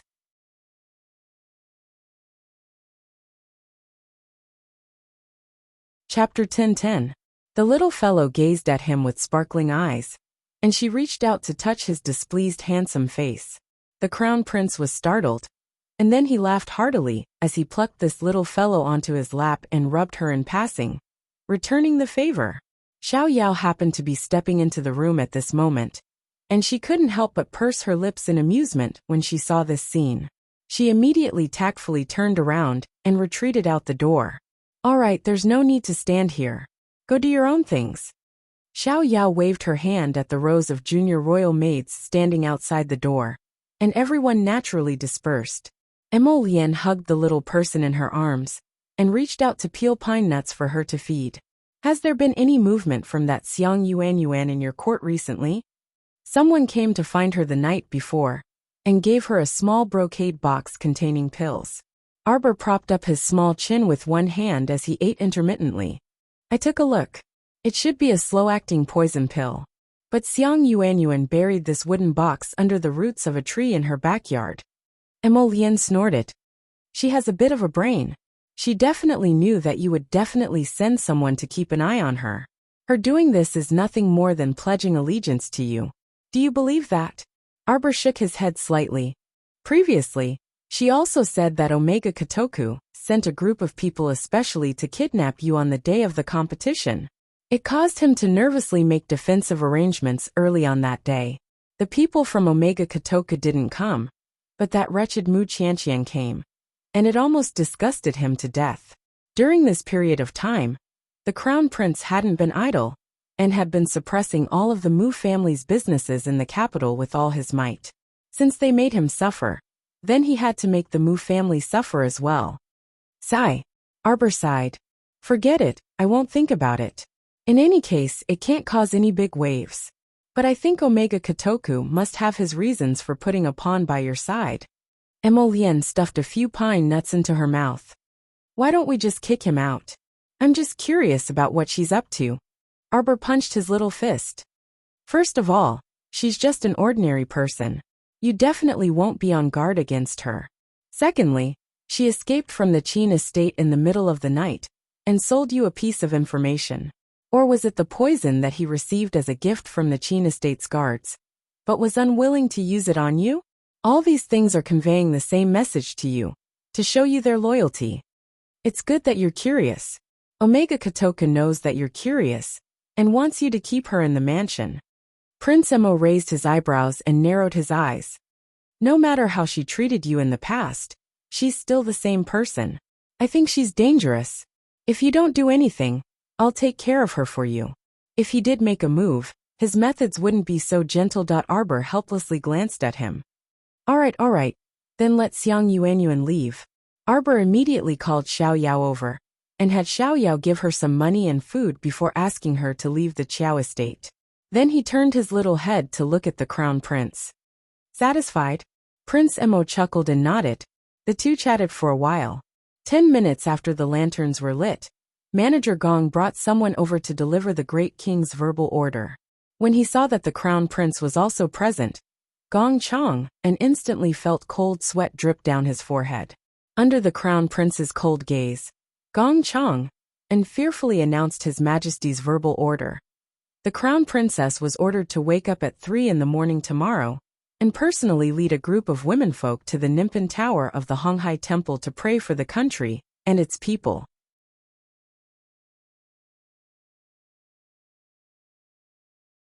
Chapter 10:11. Omega Kotoka's brush-wielding hand paused for a moment, and he asked without even raising his head, "Chased out?" "Yes." A man around 27 or 28 years old stood in front of Omega Kotoka's desk with his head bowed, holding his breath as he waited for the second young master's rage. However, the second young master didn't get angry, but only nodded indifferently. "I miscalculated. I didn't expect that she wasn't the least bit curious, and didn't keep her. What a heartless fellow. How could young master miscalculate?" Wang Chung raised his head and frowned. "Our people delivered a secret poison pill to Xiang Yuanyuan the day before yesterday. Until today, eldest Miss Qiao hasn't made any moves, and she doesn't have the slightest intention of chasing her away. Presumably she's a little curious." "Oh." Omega Kotoku put down the brush in his hand, then raised his eyes and glanced indifferently at Wang Chung. "You think it was the Crown Prince's idea?" Wang Chung nodded without hesitation. According to this subordinate's investigation, the Crown Prince arrived at the Marquis of Jiyuan's estate this evening. Before the lanterns were lit, Miss Qiao sent someone to deliver some soft travel expenses, and sent Xiang Yuanyuan away. A jadeite color flitted across Omega Kotoka's eyes, and he smiled faintly. That man is indeed this young master's formidable opponent. Thinking about it carefully, even Shuntian Prefecture's people suffered a crushing defeat at his hands. "I'm afraid that no one in the lower star domain can take care of him," Wang Chung asked rather anxiously. "Young master, should this subordinate make a move and send that Xiang Yuanyuan?" He made a throat-slitting gesture, and a murderous look flashed across his eyes. Omega Kotoku waved his hand indifferently. "If she's gone, then she's gone. Let her leave the capital in peace." Wang Chung was startled. "Then do we need to find Great Master Yi to remove the puppet curse on Xiang Yuanyuan's body?" "Okay, pluck it." Omega Kotoku nodded slightly, which made Wang Chung even more surprised. However, he didn't dare to look at his young master for too long. After a glance, he quickly lowered his head again. His heart was filled with bewilderment. Usually, second young master would send people to clean up such useless chess pieces. But today, second young master actually let that girl Xiang Yuanyuan go? He even planned to remove the puppet spell on Xiang Yuanyuan's body, and let her go. Was this for Miss Qiao's sake? Second young master Qin waved his hand with a weary expression, dismissing this subordinate of his to leave as he sighed inwardly. Since he couldn't stay by her side, this little chess piece was useless. He couldn't control where he went. Second young master's heart softened. Wang Chung retreated, and a murderous look flashed across his eyes. Just as he was about to turn around and leave, he heard Omega Kotoka's cold voice ring in his ear. "Wang Chung, I want her to leave safely. Don't go against me behind my back. You know what I'm capable of." Wang Chung's murderous aura had just emerged, but it was suddenly shaken off. He hurriedly nodded and retreated from the young master's room with a face full of dust. His heart was filled with horror. How could he forget that the young master hated it when people acted one way in front of him and another behind his back? A moment later, several men in short green robes appeared beside Wang Chung and bowed. "Go and ask Great Master Yi to remove the curse on Miss Xiang's body. You guys escort Miss Xiang out of the capital. Don't make any mistakes." "Yes." The subordinates immediately dispersed and left to carry out their orders.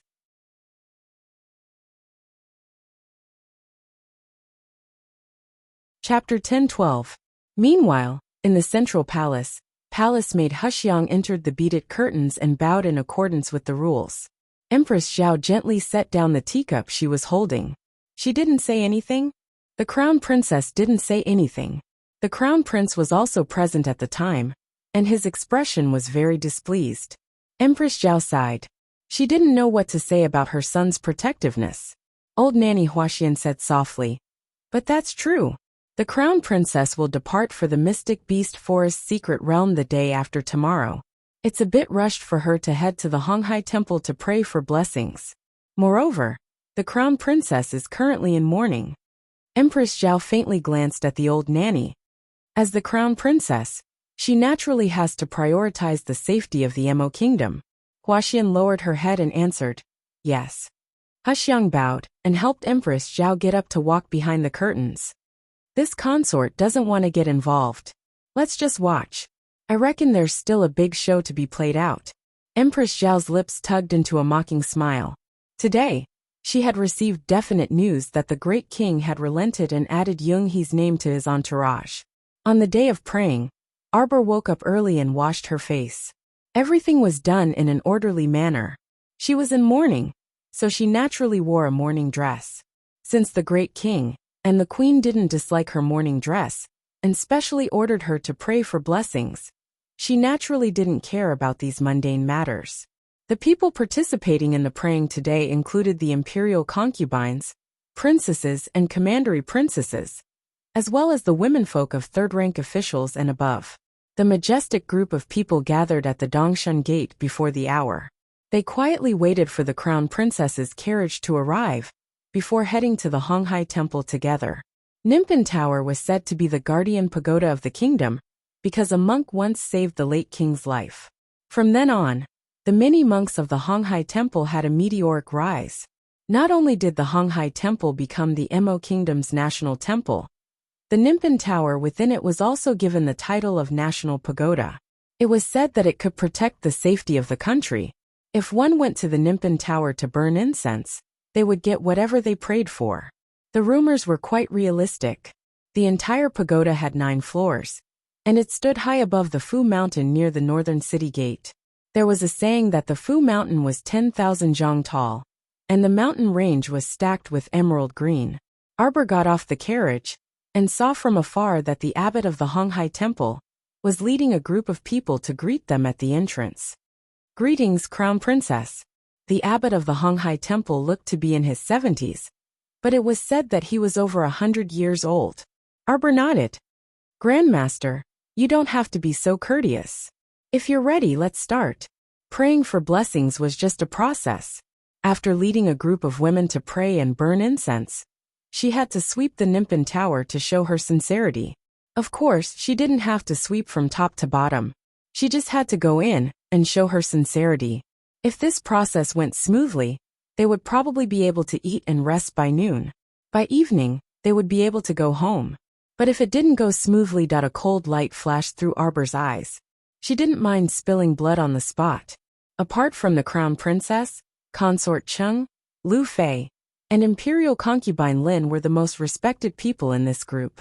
More than half of the women were ordinary people, and half of them were old. They were used to living like princes, so it was a bit unbearable for them to kneel and offer incense under the gradually rising sun.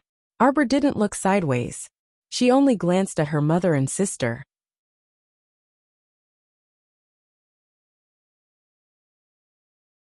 Chapter 10:13. Wei Ziqin and Xiao Lin were both very spirited. They were mystic cultivators, so their physical strength and mystic conscious were different from normal people's. This bit of torment was simply nothing to them. Arbor then retracted her gaze and went through the blessing ceremony according to the procedure. She even purposely followed the most tedious and strict procedure, putting in the effort to save face. In any case, she wasn't tired. Since she had to come here early in the morning to offer incense, she would go through the most tedious and formal ceremony and make those orioles and swallows behind her suffer greatly. With the incense mist surrounding her, this bunch of royal concubines, princesses, and madams couldn't bite her out of anger. The master abbot couldn't help but exclaim in admiration as he looked at her young age. Yet she was willing to endure hardships and pray for the kingdom and its people.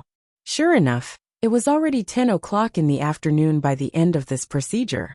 Everyone's stomachs were rumbling with hunger because of her, especially the elderly concubines and madams like Consort Cheng, who didn't move much all day. Their faces were all pale, and their heads were dizzy from the sun's rays as they complained incessantly in their hearts. Those young princesses, commandery princesses, and young misses were also lamenting that they couldn't take it anymore. They had set out from their homes before 3 in the morning, but they had only freaking eaten a bit of breakfast and pastries. Some of them had even courted disaster by coming on an empty stomach. This time, they had already been tormented until noon, yet they hadn't even had a sip of water. This crown princess deliberately wanted to kill them all in this temple. At this moment, they were all extremely envious and jealous that Commandery Princess Ian, who was attending to the Queen Dowager, didn't come along. The fourth princess, Emo Shuang, had also been grounded at home by the old Great King, due to her well-known indiscretions. So she couldn't come. Originally, they were more or less mocking this fourth princess who didn't have any status, but now they really wanted to cry. They were so envious that the princess didn't have to suffer this. The crown princess was refreshed and in high spirits. She wasn't out of breath at all after going through this tedious prayer process. Honghai Temple's abbot, Venerable Master Kong Hui, clasped his hands together in admiration and said, "The crown princess is so young, yet she is not afraid of hardship and worries about the kingdom and its people. Her qualities are especially commendable." His string of praises made Consort Chung and company so angry that they were seeing stars. "Your Highness." Suddenly, a cry of alarm was heard. A palace maid accompanying her hurriedly used her body to support Lu Fei's falling body. It turned out that Lu Fei was tired and hungry. Her body couldn't bear it, and she fainted first.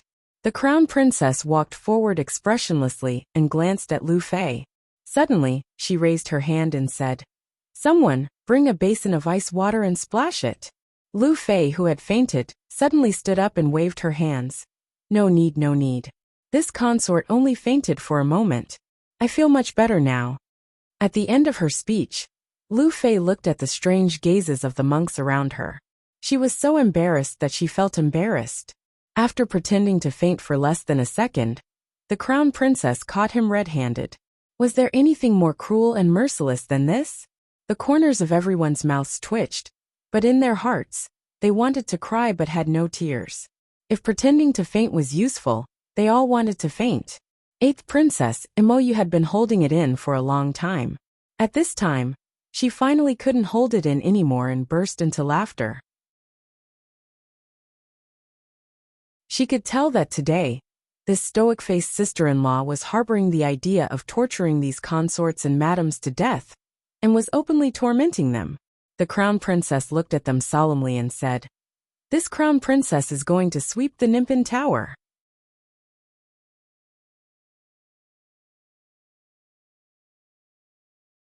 Chapter 10:14. Everyone let out a sigh of relief, thinking to themselves, "Oh my, it's finally over. Thank the heavens, they can finally return to their rooms to rest, drink water, and eat." Unexpectedly, the crown prince consort's face tightened as she said in an especially cold and merciless tone, "Before that, all of you must kneel here and face my great Emo Kingdom's guardian pagoda. Pray to the heavens in unison, and wait for this crown prince consort to finish sweeping the pagoda and come out." Consort Cheng's body trembled as she fell onto the body of the palace maid behind her. The group of concubines were about to cry. "Why are you all looking at this crown princess with such bitter faces? Could it be that you didn't come here with sincerity to pray for our Emo Kingdom citizens?"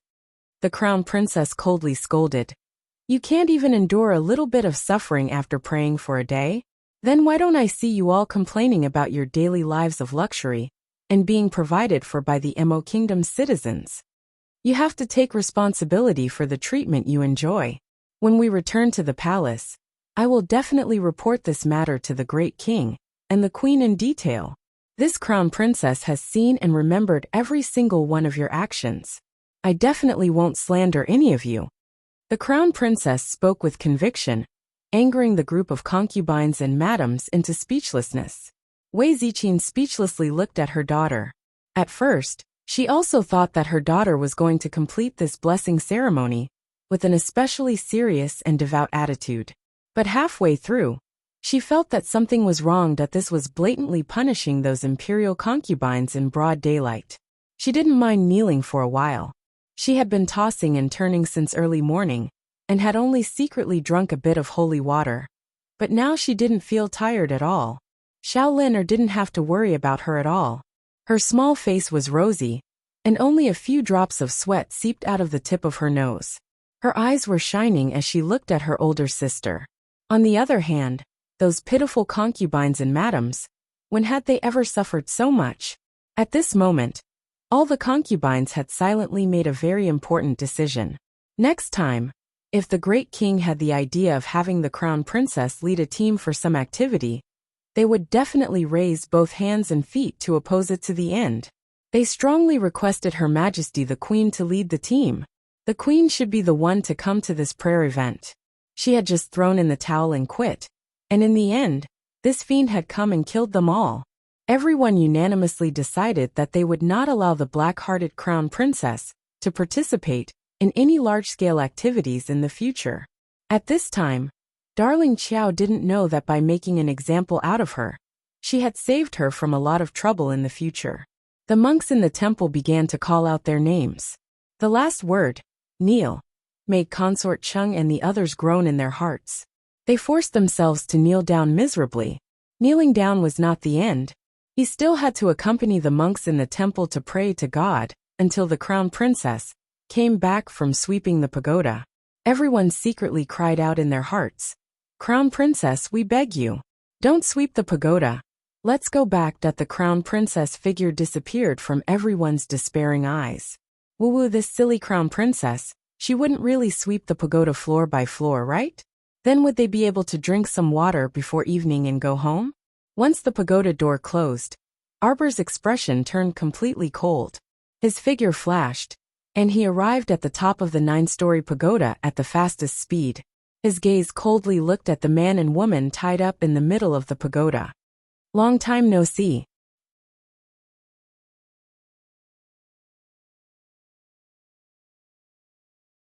Chapter 10:15. Wuxia. The woman who was tied up in the middle of the group of men began to mutter incoherently. While setting up a soundproof defensive boundary, Xiaomu nodded her small chin in that direction. Stay Up Late took out a rag stuffed in Younghee's mouth. That's right, the woman tied up in the middle of the 9-story tower was Younghee, who had once been favored, but was now buried deep in the mud. The dwarf tied up beside Younghee was Black Cat, who had been captured by the crown prince. This Lord Black Cat, at this moment, looked as if there was not a single piece of good flesh on its body. It had been tormented to the point that it was already on the verge of death. Are you surprised? Are you surprised? Arbor walked over to Younghee with small steps, a cold smile on his face.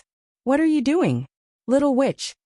Zhengru's entire body trembled, and her eyes were filled with terror. The way he looked at Xiaomu was like he was looking at a devil that had walked out from hell. You still don't understand? Xiaomu swept her a disdainful glance before gently tucking the strands of hair that had fallen in front of her eyes behind her head. She said lightly, I want you to die.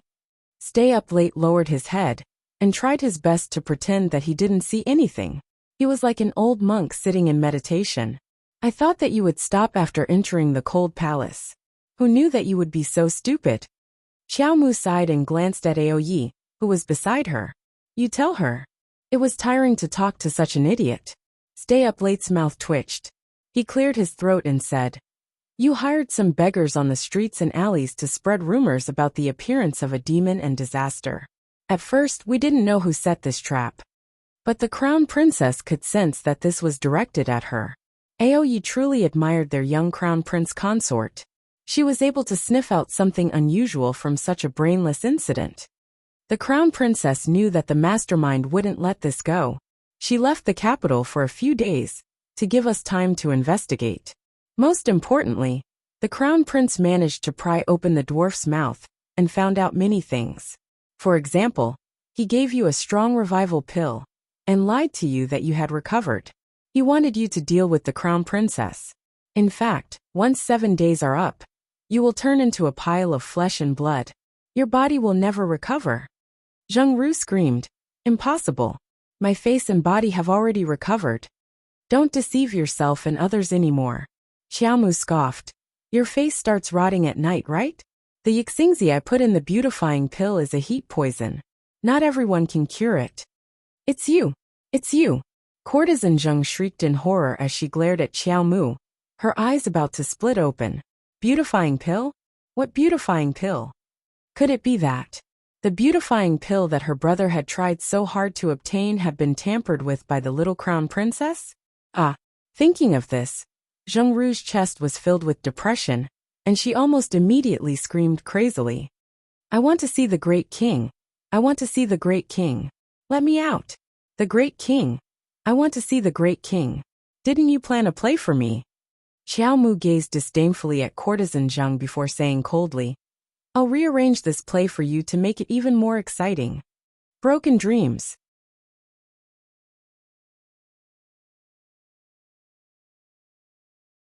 Chapter 10:16. Young-hee trembled as she looked at Arbor, not knowing what to do. What are you doing? You witch. What are you trying to do? I want to see the great king. The great king, the great king. Ah. Witch. Xiao Mu muttered these two words in amusement.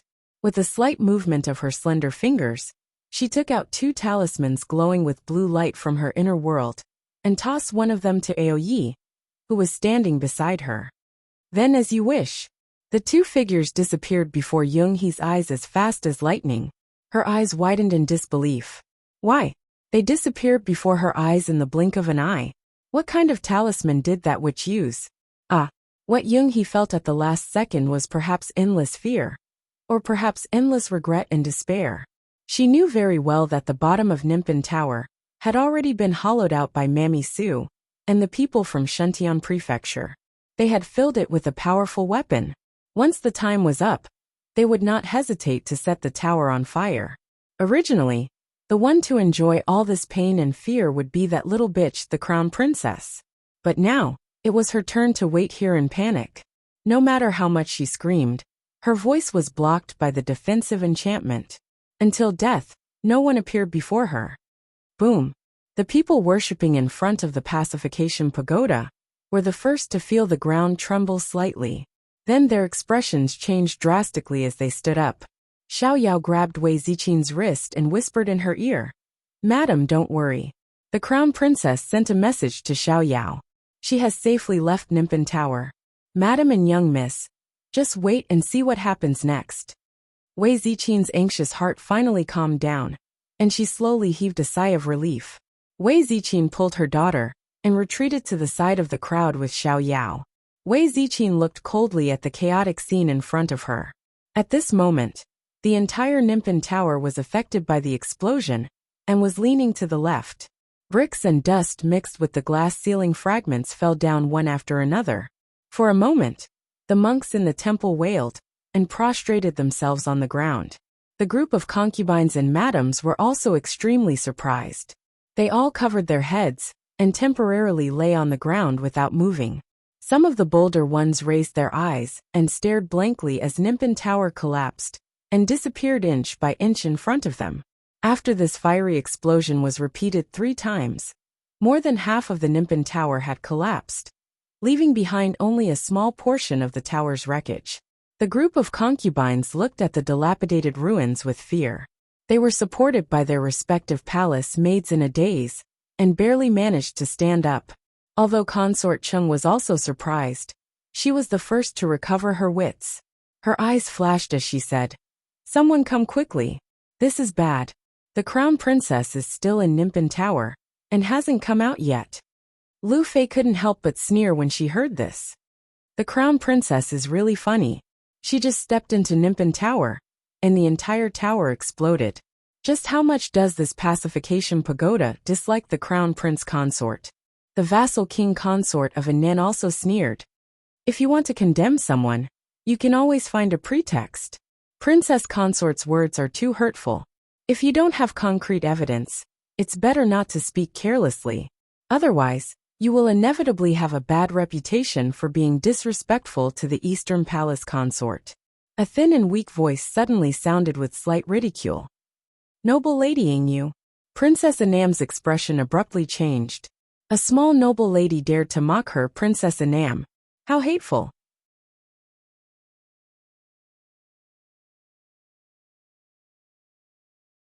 Chapter 10:17. This concubine was only giving advice out of goodwill. Noble ladying spoke softly with a delicate and bashful appearance, causing the vassal king consort of Anan to feel extremely disgusted. Preposterous. This princess consort still needs you to give advice. I was also worried about the crown princess's safety, that's why. You don't need to worry about this crown princess's safety. An icy voice broke the current clamor. It silenced all the voices in the room. The vassal king consort of Anan is truly imposing. Arbor was dressed in a white robe, and only used a simple white jade hairpin to tie her hair into a young girl's bun. She walked over with a calm and composed expression. Consort Chung gaped in shock, but she immediately lowered her eyes submissively. Crown Princess! Everyone called out in unison. Arbor used an icy and judgmental gaze to observe this Princess Anam, who had an unsightly expression, and pursed her small lips in ridicule. The descendants who fought alongside the late king are indeed extraordinary. You can even look down on the great king's beloved concubine. Then presumably, the great king doesn't hold much significance in your hearts. Crown Princess, don't speak nonsense. Princess Anam nervously tightened the embroidered handkerchief in her hand. How serious were these words? What did she mean by the great king doesn't hold much significance in their hearts? Did she mean that their vassal king of Anan's estate could look down on even the great king? Looking down on the great king, confiscating their property, and exterminating their entire family was considered a light punishment. This damned little bitch, every word of hers struck at the heart. Her mouth was truly deadly vicious. If it weren't for the fact that there were so many people surrounding them, she really wanted to slap this stoic face in front of her. She was truly too hateful. Just a few words were enough to stab at her heart. Princess Anam pretended to cover her chest with her hands, pretending that her heart was in pain from being provoked by the crown princess. Arbor sneered. The vassal king of Anan's consort. I advise you not to challenge my bottom line again and again. I'm not what you think I am, a flower in a greenhouse. Have you heard of the snow domain divine flower? This is an extremely miraculous divine herb that only blooms in the coldest and coldest places. The little stoic walked towards Princess Anam step by step, causing her body to subconsciously lean backwards. Usually, when someone gets close to it and touches it once or twice, it won't have any reaction. The third time, when it gets angry, it will suddenly open all of its petals. Arbor waved his sleeve slightly. It was just a subtle and casual movement. However, Wu Hongma was pierced by her cold eyes. Her heart trembled slightly, and she involuntarily took a big step back. The beautiful divine flower of the snow domain has sharp icicles within its petals. TSK. It swallowed that person alive. Not even a trace of bone remains. Arbor stared at her with a chilly gaze. That scene was truly very beautiful. I'm afraid none of you can imagine it. Everyone simultaneously sucked in a cold breath. Princess Anam, how do you think this crown princess compares to the divine flower of the snow domain divine flower? Are we similar? Wu Hongma actually couldn't say a word, and cold sweat slowly slid down her forehead. Arbor's expression was still as he coldly ordered. Someone, thoroughly investigate everyone present, and find out who isn't present right now. Tell me your name right now.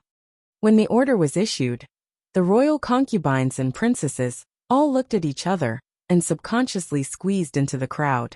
They looked at this stoic-faced little crown princess with bewilderment and uncertainty.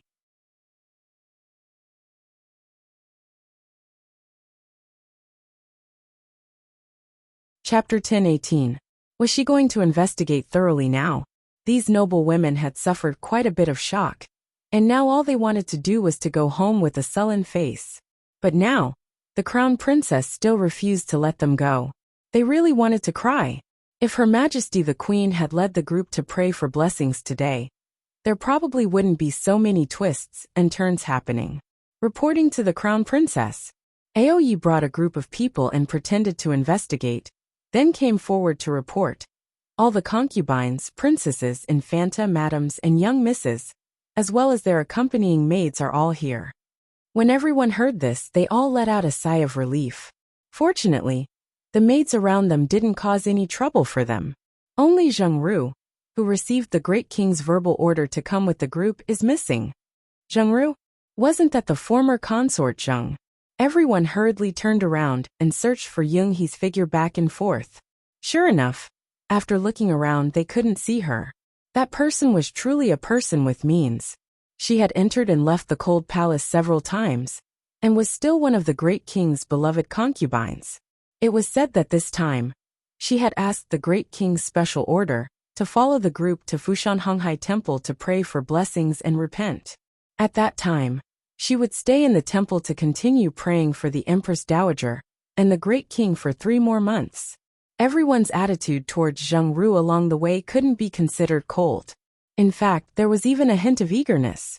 This was because they all felt that as long as Zheng Ru sincerely prayed for blessings in the temple for 3 months, even if she couldn't temporarily restore the title of Consort Zheng, the Great King would definitely promote her from the position of a palace maid. There was no other way. Consort Zheng was the Great King's true love. As long as she stood in front of the Great King, the Great King's heart would be unreasonably biased.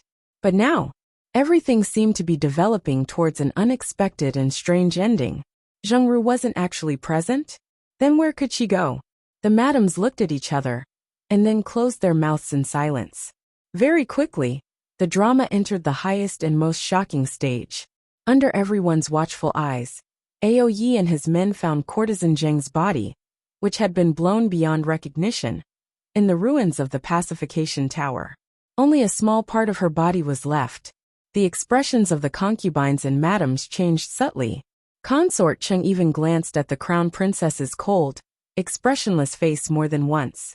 The crown princess stood there expressionlessly with her hands folded in front of her and her back straight. Glancing at courtesan Zheng, who had been carried over, the crown prince consort flew into a rage. Preposterous! Master Kong Hui had made it clear that only the Great King, the crown prince, and the crown princess were allowed to enter the pagoda. Why was the little Yunghee inside? What identity did she use to go in? There was complete silence. No wonder she attracted the wrath of the 9 heavens and caused the pagoda to explode. This demoness who brought disaster to the country deserves to die. What a pity that the pagoda was implicated by her. The corners of Stay Up Late's mouth twitched. Venerable Master Kong Hui also wept sorrowfully, and he led the monastery's monks to kneel down before Qiao Mu. He wailed miserably, "I implore the Crown Prince Consort to uphold justice for the entire Great Sea Monastery. Punish this demoness who brought disaster to the country. Give our Honghai Temple justice." The old nanny beside Consort Chung tugged at Consort Chung. Consort Chung snapped out of her daze and quickly said with a serious expression, "Yunghee was so daring to sneak into the pagoda and bring disaster to the country. I implore the Crown Princess to uphold justice for the Honghai Temple."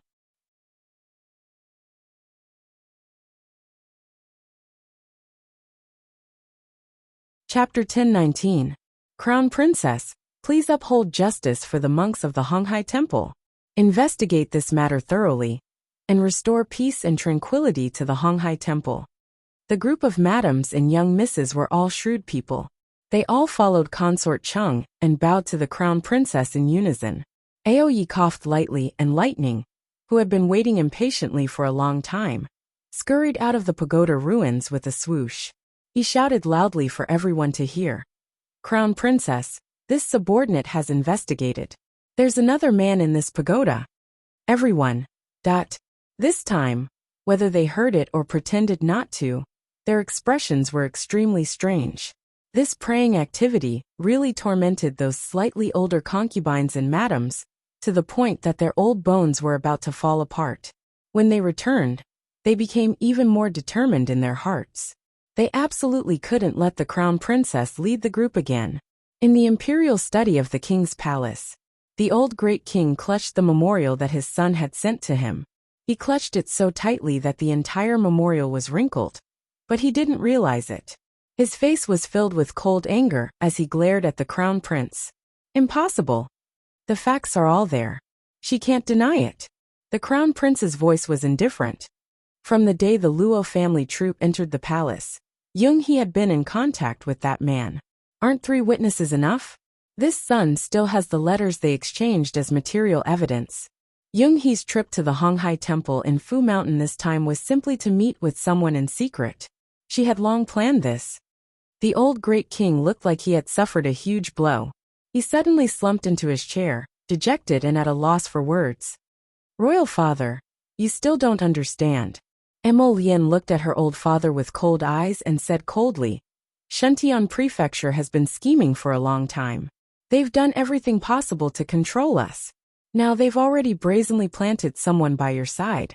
Furthermore, they've disregarded your royal authority and fooled around under your nose. This is blatant contempt for you. It's also contempt for our entire Mo family. Do you still need to endure this? Mo Lian abruptly lifted the corner of her robe and knelt on one knee in front of her father. Her voice was sonorous, forceful, and abnormally cold as she said, "This son requests the order to gather all the mystic cultivators in the country and lead 1,000,000 soldiers to annihilate the remnants of Shentian Prefecture in one fell swoop." Father, I am not afraid of anyone. So what if it was the Shentian Prefecture of the Middle 6 prefectures?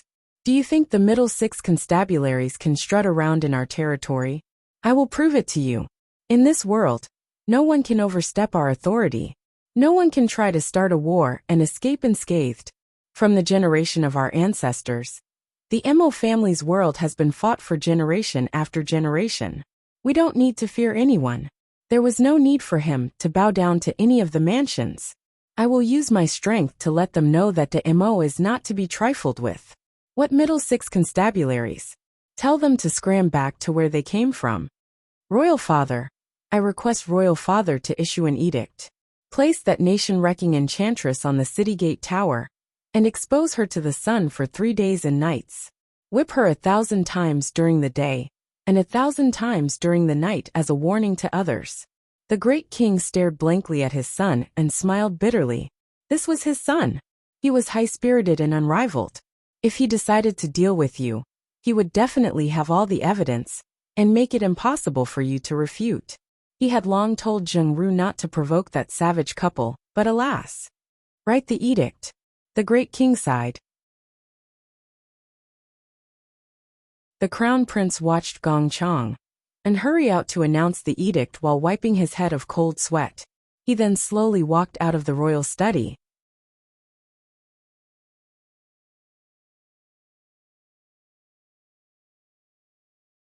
Chapter 10:20. As he gazed icily at the distant horizon, Mo Lian's lips curled up in a mocking smile. Young He, I want you to die, but not enter the royal mausoleum. She meant what she said. Now, she had to bear the title of a country-destroying enchantress and be reviled for generations to come. Speaking of which, didn't you ask for this yourself? The next day, big news, big news. Honghai Temple's Nimpin Tower really collapsed. All of the citizens of the capital rushed to spread the news, and everyone knew about this. They also knew that the great king had decreed that the country-destroying enchantress, who caused Nimpin Tower's collapse, was to be whipped for 3 days and nights.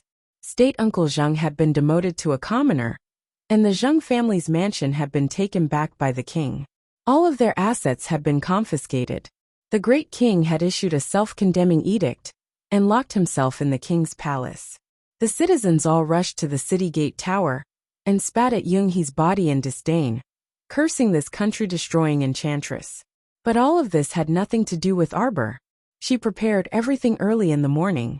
After bidding farewell to her family, she sat in the crown prince's carriage and went with him to the northern city gate.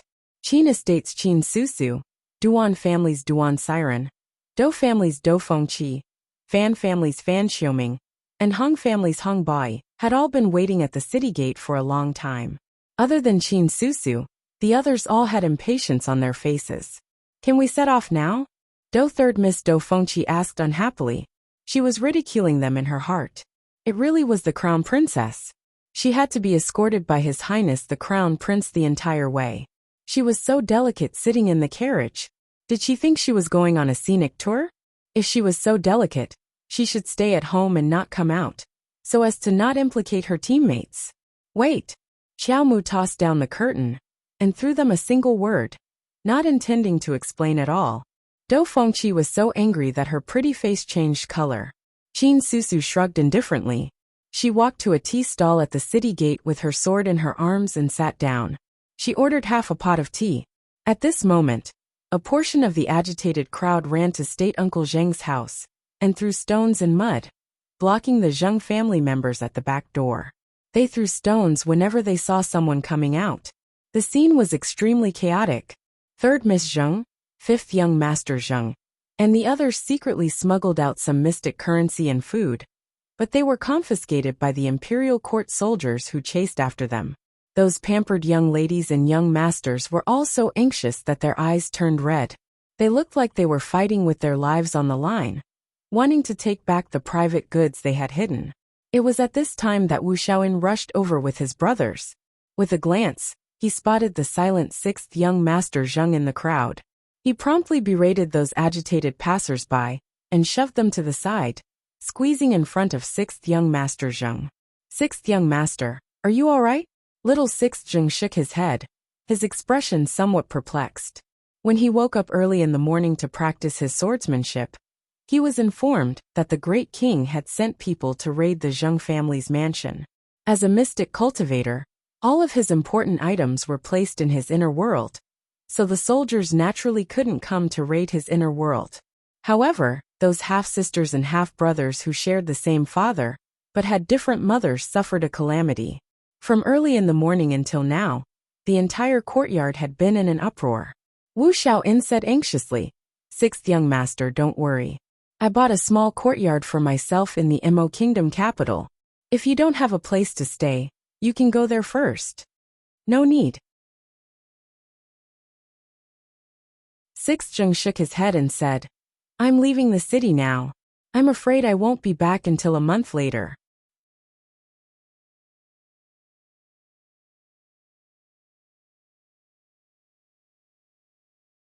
Chapter 10:21. That's fine.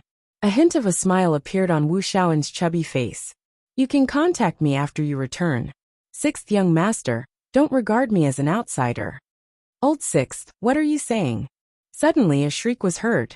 Third Miss Zheng couldn't win against several soldiers, and could only helplessly watch as her sole bag of mystic currency was snatched away. She scrambled up from the ground in a sorry state, and hastily rushed to Sixth Zheng's side. "You don't need to stay, but we need to." Sixth Zheng dodged to the side. Without even looking at Third Miss Zheng, he directly patted Wu Xiaoin's shoulder. "Let's go." "Fine, then I'll send you off." Wu Xiaoin was also a shrewd person. Upon hearing this, he knew that sixth young master didn't like his siblings at home at all. Thus, he didn't waste time with them, and directly pulled sixth young Master Zheng into his carriage. On the other side, at the northern city gate, Dou Fengqi was impatient to the extreme. She suddenly swept a glance at the Duan family's seventh Miss, Duan Siren. "Seventh Duan, say something. How long are we going to wait like this?" Seventh Miss Duan was a 16-year-old girl with a pair of bright, moist eyes on her round apple-like face. Upon hearing Dou Fengqi's words, she laughed and said, "Sister Fengqi, if you're impatient from waiting, then go ask the crown princess. When exactly can we set off?" Dou Fengqi relented. How could Arbor, who was sitting inside the carriage, not know of the various impatience of the people outside? However, she couldn't be bothered to pay attention to them. She turned to look at Emo Lian, who was staring at her unblinkingly. "Lian, do you know why those people from Shuntian Prefecture went to such great lengths to set up this great drama of nation-wrecking witches, wanting to plant it on my head?" Emo Lian's heart jolted. "Speak." "Because their prefecture lord, that lofty Shuntian Prefecture lord, isn't willing for me to lead an easy life." Arbor curled her lips in mockery. They did this not because they wanted her to die, but because they wanted her to be despised by the crown prince. It would be best if she was stripped of her title as the crown princess, just like how young he was now, being criticized and cursed by the ignorant people. These people had racked their brains and expended all their energy just to make her life miserable. If this life was the same as her previous one, and she was still a weakling, then wouldn't she have to go along with their wishes? A trace of ruthlessness flitted through Emolien's eyes, and he abruptly reached out to pull her into his embrace. He pressed his head against her small head and said in a muffled voice, "This time, I won't accompany you to the Mystic Beast Forest. I already know where Lu Yiji is hiding from the Black Cat. I went to clean them up before you came back. Jojo, I want to give you a lifetime of peace. I want to protect you. You won't let those rats, insects, snakes, and scorpions of Shuntian Prefecture crawl around you anymore. Okay?" He spoke softly and lowered his head to plant a light kiss on the top of her head. Arbor nuzzled in his embrace and responded softly and cutely, "Okay." At this time, a commotion came from outside. Do Fengqi's somewhat high-pitched voice questioned, "Why did you come?" Arbor lifted the carriage curtain with one hand and absent-mindedly jumped out of the carriage. Little Sixth Zheng greets Your Highness the Crown Prince and Crown Princess. Ignoring Do Fengqi's clamor, Little Sixth Zheng turned to salute the two people. The Crown Prince's judgmental gaze swept over his face before indifferently withdrawing. "Okay, everyone's here. We can go now." Arbor glanced at everyone and nodded. "I have to tell you guys once every day, so you're dreaming."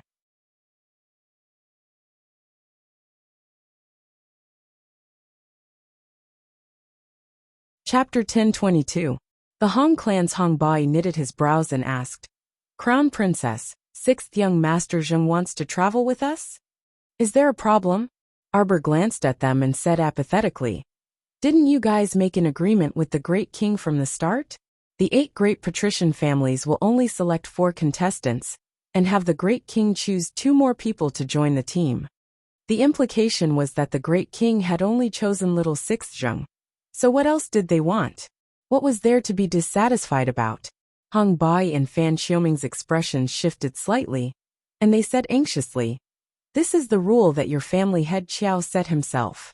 Sensing Arbor's cold gaze on him, Hong Bai could only change his words midway. These are indeed Qiao Dongbua's words. The other patrician family's patriarchs didn't agree, so how can his family's words be accurate? If they acknowledged Arbor's words, then at least one of them would have to be eliminated. Wasn't it obvious that another unlucky fellow would have to be kicked out of the team between Hong Bai and the Fan clan's Fan Xiuming? Among the 6 people, they were the 2 weakest and most likely to be kicked out. However, the 2 of them had come bearing the hopes of their clans, so they naturally couldn't allow themselves to be kicked out with just a few words. Presumably, the Crown Princess is bringing 6th Zheng along because the name list that the Great King submitted actually has 7 people, Qin Susu said indifferently. "Alright, you guys don't need to worry about this. It's getting late, so let's set off early." The Mystic Beast Forest was located at the intersection of the northeast, and was rumored to be 5,000 kilometers long. After leaving the Mo Kingdom, it would take about 2 days to head east, even with the War Eagles leading the way. When they reached the Mystic Beast Forest's periphery, they had to disembark and enter on foot. One reason was to avoid being attacked by beasts at high altitudes, and 2 was because the sky above the Mystic Beast Forest was covered in a layer of gray fog all year round. Basically, everyone would take a detour to fly through the gloomy, quiet, and vast forest. No one would foolishly provoke this forest that surpassed everyone's understanding. The 7 eagles leading the way had been waiting outside the city gate for a long time. The passers-by also looked at them curiously. Some people even stopped to look at the vigorous pitch-black eagles with yearning. "Take good care of yourself, and act according to your capabilities." Emolian reached out to touch her little face, and sighed softly with a reluctant look in her eyes. What should he do? He missed her even before they parted ways. This little beauty was really torturous. Xiaomu patted her chest, indicating for him to set his mind at ease. In the next second, she pursed her lips and smiled at him. Waving her little paw, she turned around and walked out of the city. Emolian stared blankly at her departing figure, her mind replaying Jojo's smile. Then an urgent voice came from afar. "Jojo, Jojo!" Duan Yu anxiously ran to Emolian's side and blinked as he looked around. "Where's Jojo? Wow, did I come too late? Did she leave already?" Emolian harumphed. "She left." Arbor was about to mount the War Eagle when he poked his head out from the city gate. "Duan Yu, 4th brother." 7th Miss Duan also quickly dismounted the War Eagle and ran to the city gate, looking at him joyfully. "Jojo." Duan Yu ran over with a wide grin, completely ignoring 7th Duan's gaze. He directly passed by her and ran to Arbor's side.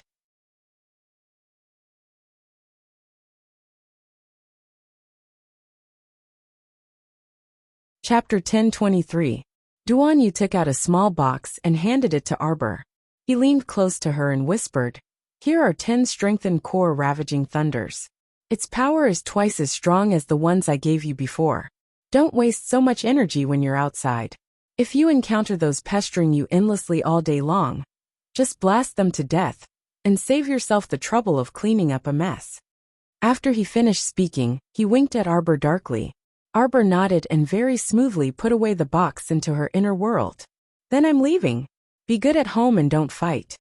Arbor instructed in an extremely good mood, as she stretched out her small hand, and very naturally patted Duan Yu's dog head. Afterwards, she glanced at the two men's exasperated expressions, and quickly retracted her gaze, before hastily turning to run off. Sigh, to be honest, these two people were about the same height, and their figures were equally tall and handsome. One was dressed in a waning black robe with flowing light in his phoenix-like eyes, while the other was dressed in snow-white robes that resembled blooming peach blossoms. Their beauty was earth-shattering. When they stood together as a pair, the scene was so beautiful that it was almost unbearable to look at. Strange, when she was still a baby, she always felt that everyone looked about the same, especially those youths under the crown prince. She simply couldn't tell who was who. In her small worldview, men actually all looked about the same. So in her opinion, Duan Yu, this guy, was especially eccentric and hilarious. As a man, he kept opening and closing his mouth in front of her all day, narcissistically praising his own good looks. He even mistakenly believed that she was merciful to him, because of his looks several times. Haha. Was that possible? But now that she had grown up, her aesthetic standards seemed to have slowly returned to normal. Earlier, she actually inexplicably felt that those two peerless evildoers were simply so beautiful that they could be immortalized in a painting for all eternity. It seemed like face blindness could be cured. She reached out to stroke her expressionless little face. Then, a strange thought popped up in her mind. Could facial paralysis be cured? Arbor mounted the war hawk's back, with a slightly conflicted mood. The 7 war hawks soared into the sky, and turned into 7 small black dots in the blink of an eye, gradually disappearing from Mo Yen and Duan Yu's sight. Arbor immediately activated his defensive shield, and placed himself in a relatively vacuum environment, isolating himself from the strong wind outside. Bored, he took out a packet of preserves and popped one into his mouth. Duan Siren, the 7th young miss of the Duan family, who was flying on her other side, couldn't help but pout when she saw this. A trace of sadness flashed across her rosy apple-like face. "Hey, you still have the mood to eat?" Arbor turned to look at Miss Duanqi. Duan Yu seemed to dislike his siblings very much. Other than his maternal grandfather, Duan Yu seemed to treat everyone with indifference. Duan Yu clearly saw 7th Duan earlier, but he simply walked past her, and didn't even glance at 7th Duan. Therefore, Arbor felt that he didn't need to pay attention to Miss Duan. When Duan Siren saw that she didn't speak, she couldn't help but ask after a while, "Crown Princess you have a good relationship with 4th brother, right?" Arbor turned to look at her. "Didn't you see it?" This guy was asking the obvious, trying to find something to talk about. Didn't he know that speaking was very tiring? She had no choice but to speak so much when dealing with those orioles and swallows. After returning, she was so tired that she collapsed on the bed and fell asleep. Duan Siren hung her head and bit her lips. Then can you help us persuade him?"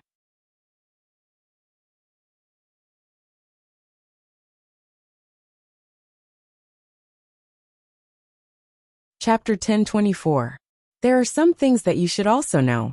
Duan Siren sighed softly and said, "His mother is my youngest aunt.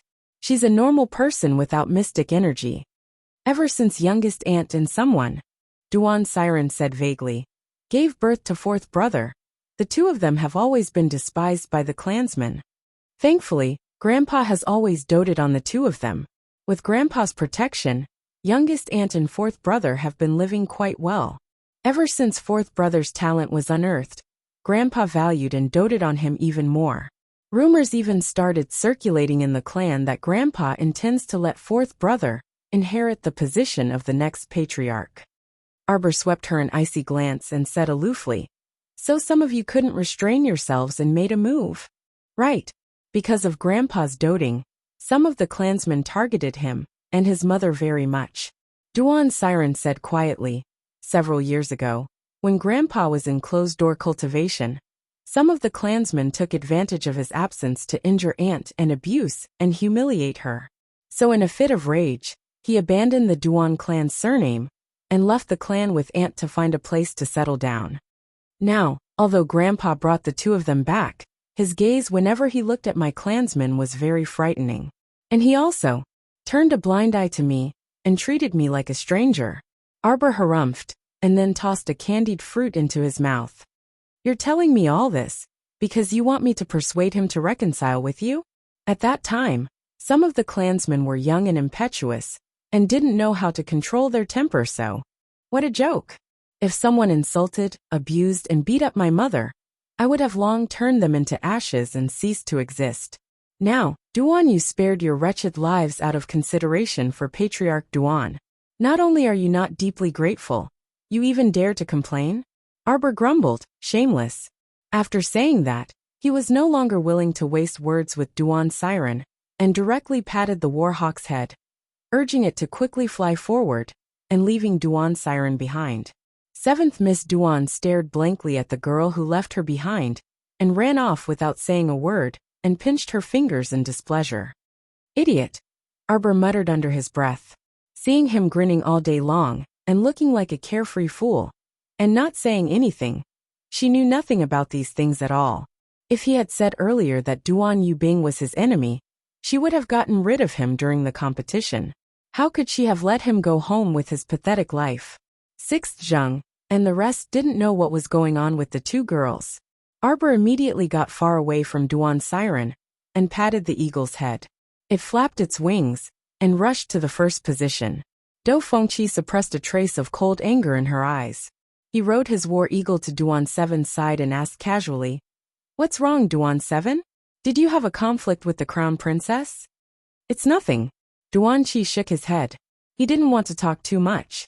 He shouted softly and let the war eagle fly forward. They flew like this for nearly 2 days, only occasionally eating and drinking to relieve themselves. War Eagle's stamina was about to be overdrawn. In any case, they weren't far from the small adventurer base on the outskirts of the Mystic Beast Forest. It would only take 5 minutes to walk from here. However, just as everyone was about to land, another eagle team appeared on the horizon.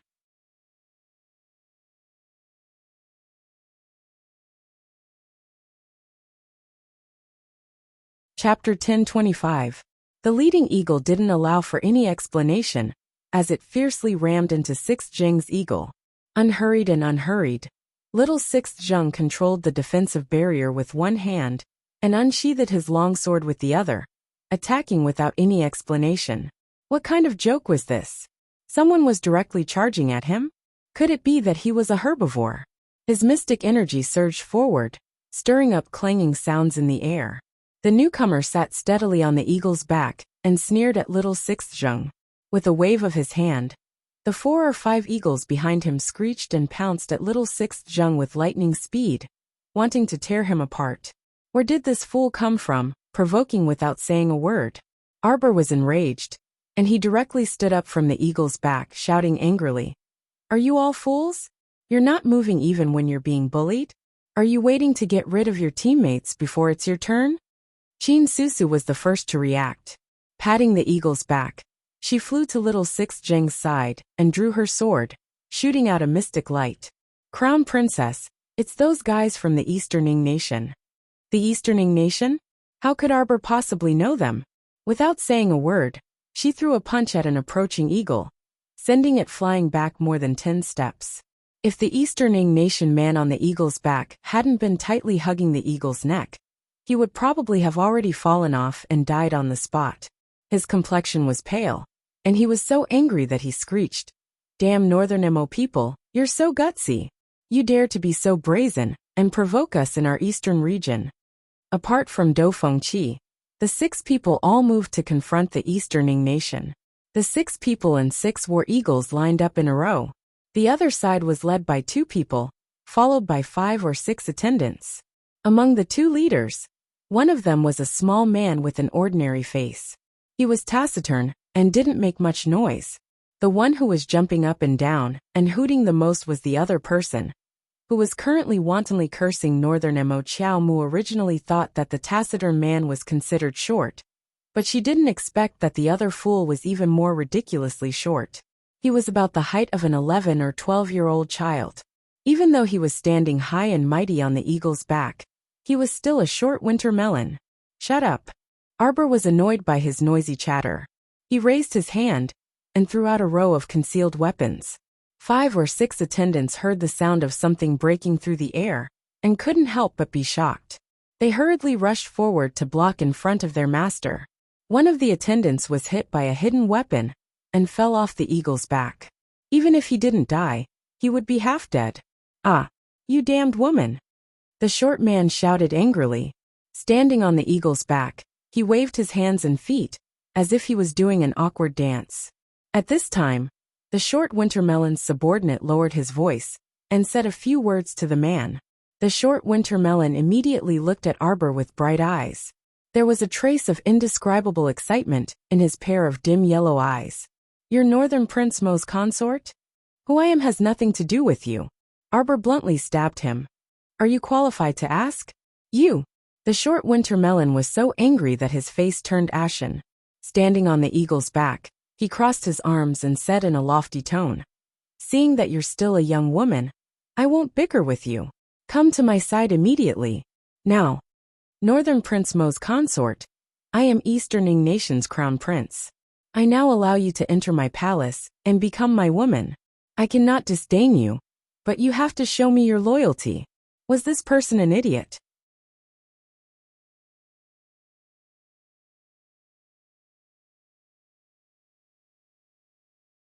Chapter 1026.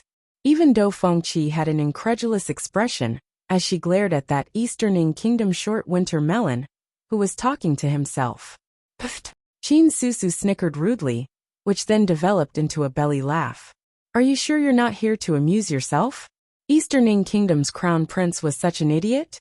No wonder Easterning Kingdom had been beaten to a small coastal island by Northern Mo, and hadn't dared to move for so many years.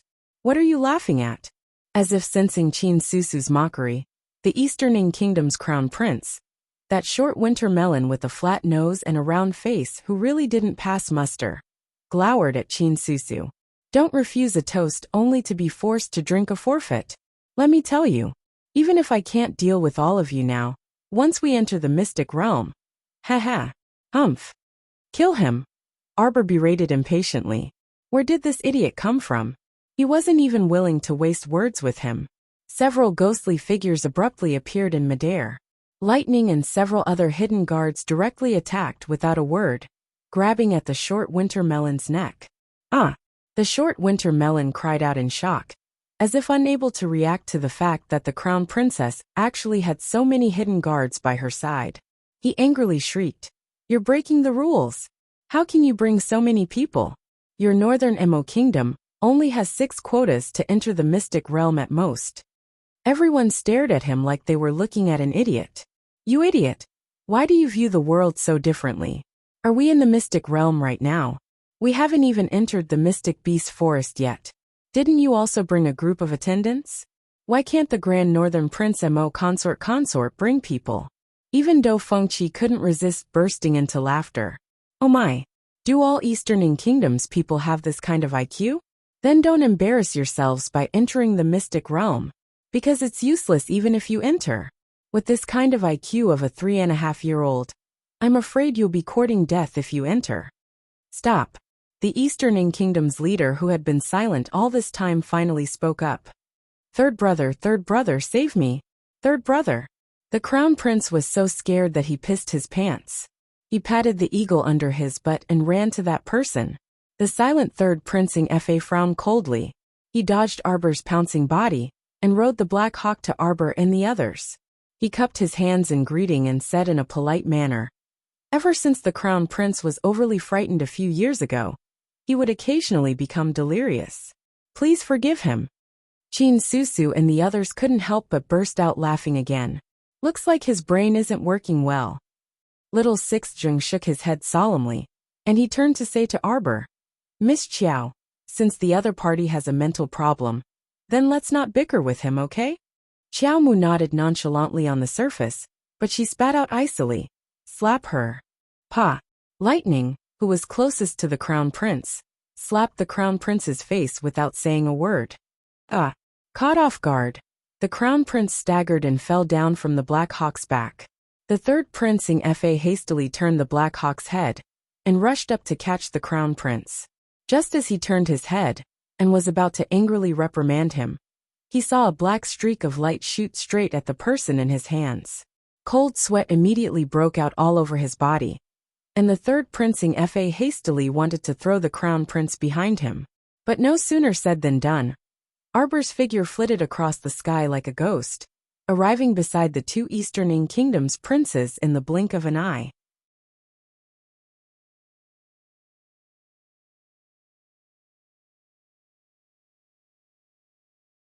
Chapter 1027. The Vajra talismans in her hands were as sturdy as iron, and she directly grabbed the heads of the two black eagles and snapped them. Eldest Crown Prince, third Crown Prince. The two Crown Princes of the Eastern Kingdom also fell to the ground along with the eagle heads. Arbor patted her two small hands that were as white as jade, and swept a cold glance over the fallen Eastern people. Such karma is due for shooting off your mouth. Little Six Jeng's mouth silently twitched. That's right. With the Crown Princess's vengeful personality, that Eastern Kingdom's eldest Crown Prince naturally had to be half dead for teasing her with such filthy words.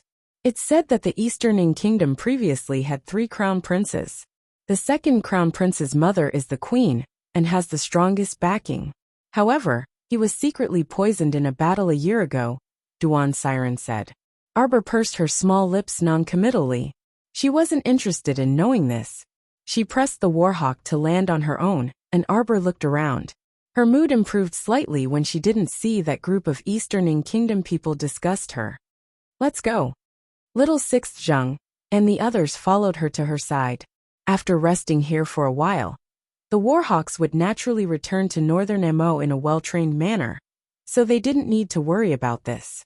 The place they were currently at was one of the only 2 adventurer bases in the entire Mystic Beast Forest, within a radius of 5,000 kilometers.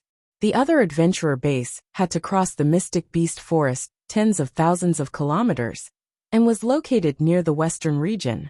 They definitely couldn't go there at the moment. Arbor's group walked to the entrance of the adventurer base, and could see a row of people vigilantly patrolling back and forth at the entrance from afar.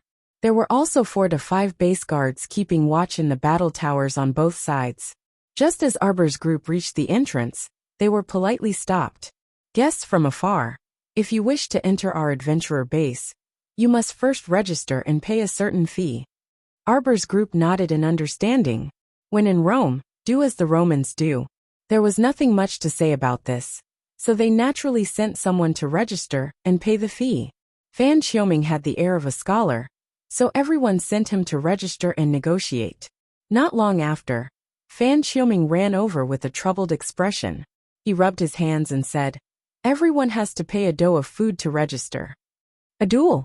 Fuck, what kind of lousy adventurer's base is this? They're asking for too much. A dough of grain contained 10 liters of grain, which was enough to feed an ordinary family for a month. This was just an adventurer's base. They would only be resting for 2 nights at most. To have to pay so much, it was simply like eating people whole, and not spitting out their bones. Little Sixth, I'll pay for you. After throwing down this sentence, Xiaomu followed after the beaming base guide. What kind of better treatment? If Miss can afford 3 dough of food, you can stay in a luxurious house for free for 3 days. Oh, and Miss, this way. You can register here. The guide felt that he had been led astray by Arbor. He smiled and gestured for them to enter. In the next second, a small bouncy fist landed on his chubby face with a bang. Did this old fellow take her for a fool? Did she look like she was easy to be slaughtered? A moment later, after a bout of bone and muscle relaxation, the guide reluctantly handled the free check-in procedures for this little devil with a sullen face. Arbor held the house card and walked briskly to Lil Six Zheng. Lil Six, let's go. What about us? Pay for it yourself. Arbor called Lil Six and left without looking back.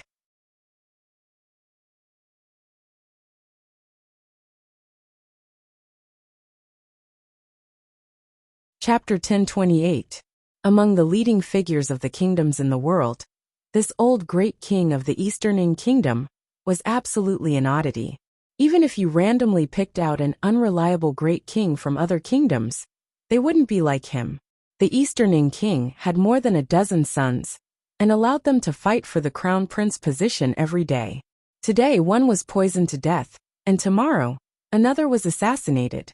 He didn't mind making a fuss.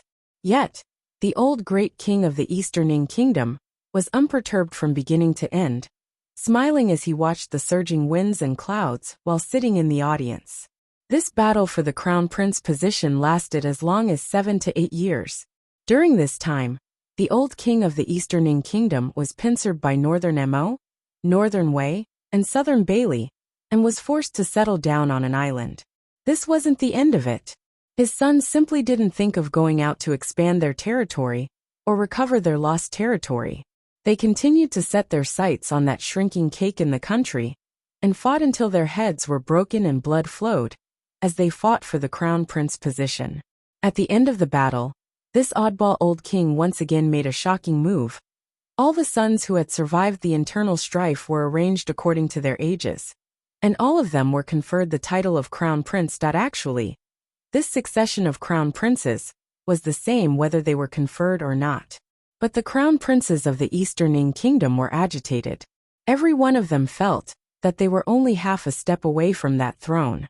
Even if they were currently residing on an island the size of a sesame seed, that was freaking the future great king. Okay. The second crown prince of the Eastern Kingdom died last year, so there were only 7 crown princes left. Although the eldest crown prince, Jian, wasn't very bright, he had a strong wife to deal with things for him. In addition, his strength as a level 9 mystic cultivator wasn't considered weak. Thus, he could be considered one of the oldest among the crown princes. The third crown prince, Fa, was a taciturn and reticent person with a level 7 cultivation. His mother's status wasn't high, so he didn't have the support of his maternal family. He had always relied on the eldest crown prince to give him advice, so he was considered the eldest crown prince's little tail. These two people fell from a high altitude just now. Fortunately, the royal guards risked their lives to protect them. After losing 2 royal guards, the 2 unlucky fellows were covered in heavy wounds and battered, and exhausted as they rushed to the adventurer base ahead. It just so happened that Arbor and Sixth Jung had already gone in, while the others were still discussing with the adventurer base's junior manager whether or not they could reduce the amount of food. Therefore, when the two sides met, it was as if they were fighting cocks, swords drawn and ready for battle. Seeing that another fight was about to break out at the entrance of the base, the junior manager of the base shouted angrily and hurriedly ordered the guards to separate the two parties. Who dares to start a fight at the entrance of the adventurer base? No matter who it was. If you violate the rules of the base, you will be sent away immediately. What kind of joke was this? Did they think that this was a large-scale fortification in the city? There were tens of thousands of soldiers guarding the city, and there were even city towers that were over 100 zhang tall. There were ample defensive items, enough to block all attacks. Their poor little adventurer's stronghold didn't have anything. The tower in front of the door, the surrounding defensive walls, and the defensive trenches had been built over the past few years by relying entirely on manpower. In order to improve the defense of the small base, the commander had spent a lot of effort. Once there was a huge commotion, it would first attract the wandering zombies nearby, and second, there was a high possibility of triggering a terrifying beast tide. That wasn't a joke. 10 years ago, this small base had already been attacked by a beast tide.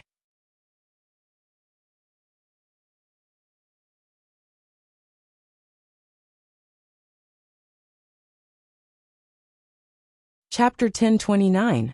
10 years ago was also the last time the Mystic Beast Forest Secret Realm opened. At that time, 2 teams courting disaster started fighting at the entrance of the base. The loud noise caused the entire Mystic Beast Forest periphery to become restless.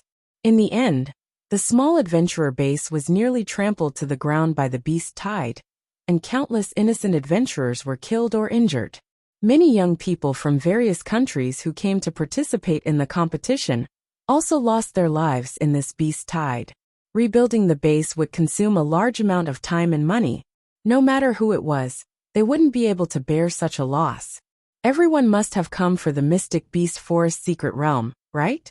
Since that's the case, it's better to resolve any conflicts you have in the secret realm. At that time, we won't be able to do anything about it. The base's junior manager nodded in understanding. Since you've come to our small base, then do everything according to our rules. If you insist on having a conflict in our base, then I'm sorry. According to the rules our commander has issued, I must ask you to leave. Humph. The eldest crown prince Ing Jian snorted angrily.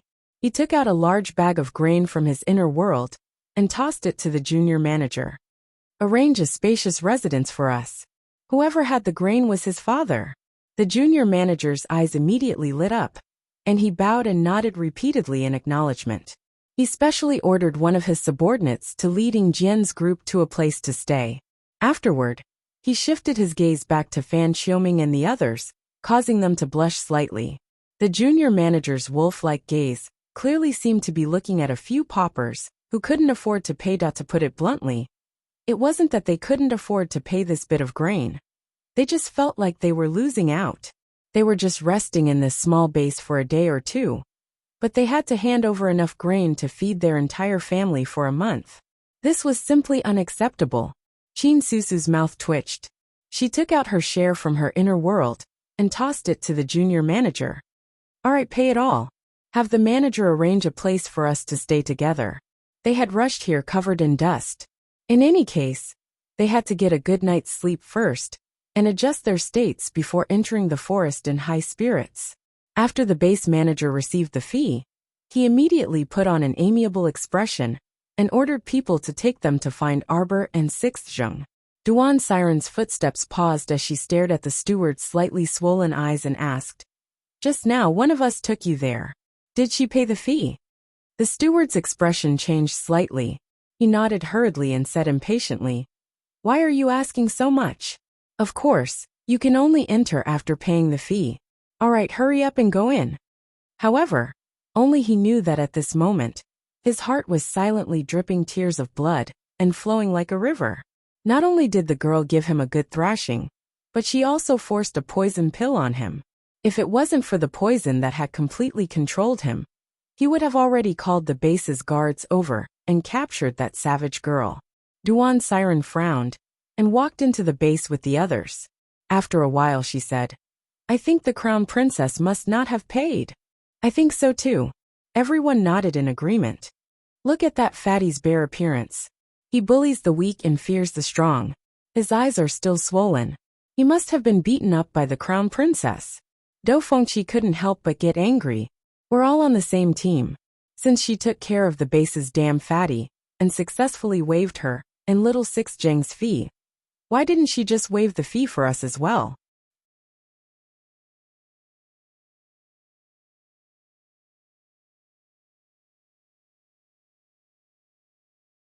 Chapter 1030. Qin Susu snickered. Turning back to sweep a glance at Do Fengqi, she curled her thin lips mockingly and said with a smile, "Miss Do really is quite amusing. Don't say something about being in the same team being so high and mighty. Of the people who can enter the mystic realm now, who doesn't have the goal of going there to reap benefits? Could it be that when you enter the mystic realm, you'll still humbly give anything good to the crown princess when you see it?" After saying this, she walked forward without even looking back, coldly saying, "I advise you all to behave yourselves and not look for trouble when there's nothing to do. Our team is only formed temporarily, and we can go our separate ways anytime and anywhere for our own benefits." Teammates, what was the point of saying it so nicely? How could she not be aware of the goal this team was formed for? A bunch of fools and idiots? It wasn't like they hadn't experienced the crown princess's methods before. Didn't they all see it on the day of the competition? Yet they still dared to boast shamelessly and rush over to provoke her like this. They really were some people who didn't care for their lives. Do Fengqi was so angry that she laughed instead. Glaring at Qin Susu's departing figure, she stomped her feet. This woman from the Qin estate has quite the temper. Do you know where she's from? I've never seen her before.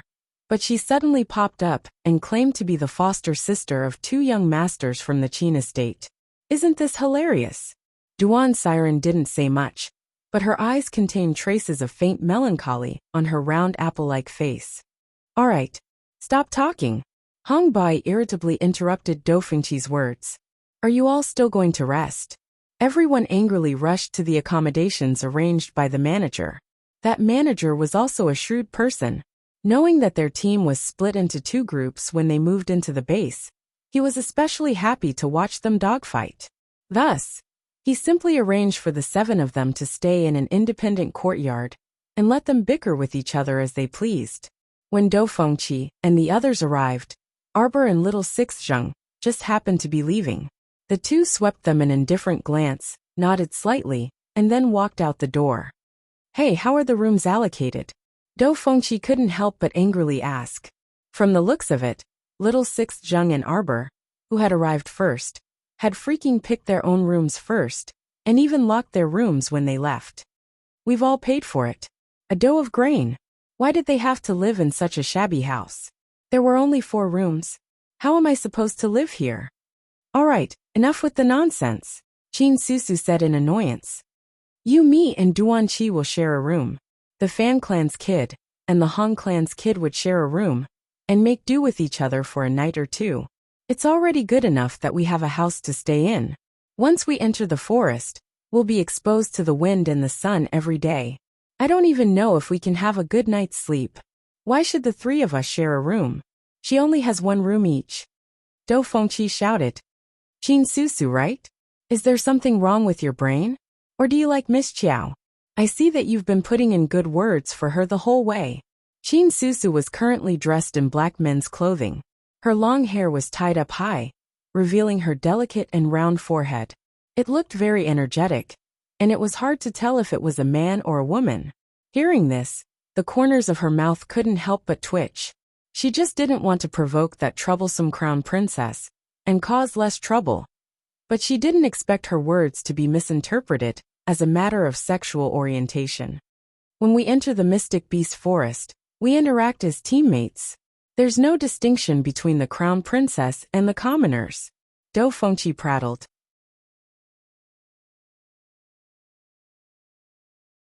Qin Susu, you and I will share a room.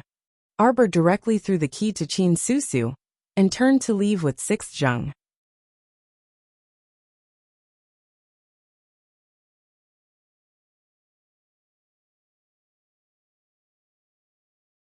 Chapter 1031. This tiny adventurer base might be small, but it had everything. There was a small bazaar outside. Compared to the cold and cheerless city, the bazaar here was much more lively. There were all sorts of things for sale, but most of them were all kinds of medicines and medicinal herbs obtained nearby. And in the periphery of the Mystic Beast Forest, low-grade medicinal herbs that could be seen everywhere were basically things that no one cared about or wanted to buy. However, Arbor's trip today was for low-grade and mid-grade medicinal herbs. She came to the bazaar to issue the mission of collecting low-grade and mid-grade medicinal herbs. She knew that this adventurer base definitely had a place specifically for issuing missions. Previously, in Teacher Long Qian's medicinal garden of 20 Mu, the majority of the medicinal herbs left for her were black-grade and above precious. And the medicinal herbs that the white snakelet had stolen from who knew were also mostly rare medicinal herbs. Thus, it could be said that she now had a fairly complete collection of black-grade, earth-grade, and heaven-grade spirit flowers and herbs.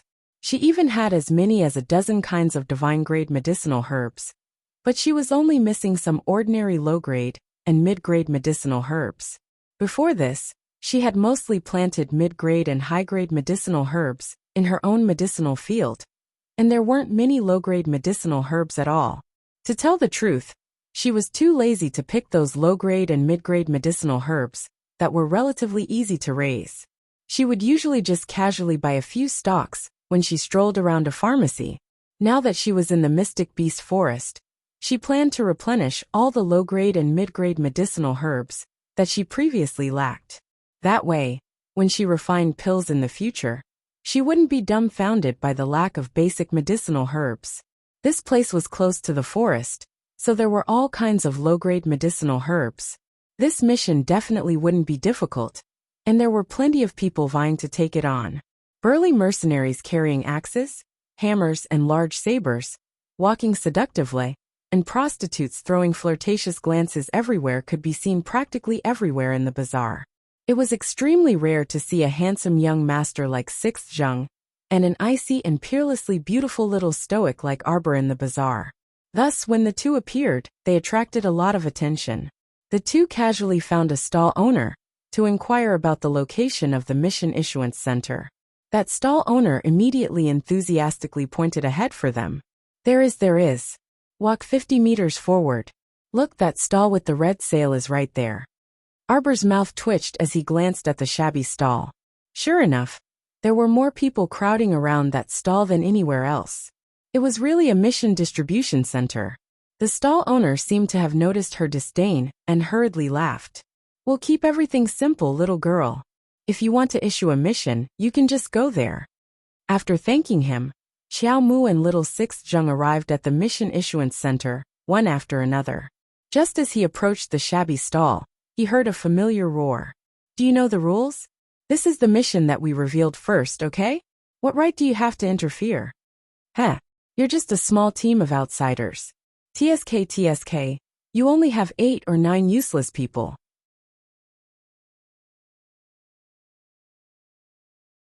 You want to take on a level 3 mission? Are you tired of living? I'm doing this for the sake of your lives. That's why I'm helping you. What are you roaring for? Haven't you heard of our Proud Hawk Squad? Then hurry up and ask around in this base. Who doesn't know that our Proud Hawk Squad has already been gloriously promoted to a level 3 special operations team? Arbor's eyes lit up, and she rushed up to the tall fatty whose face was flushed red and called out crisply, "Hello, Captain."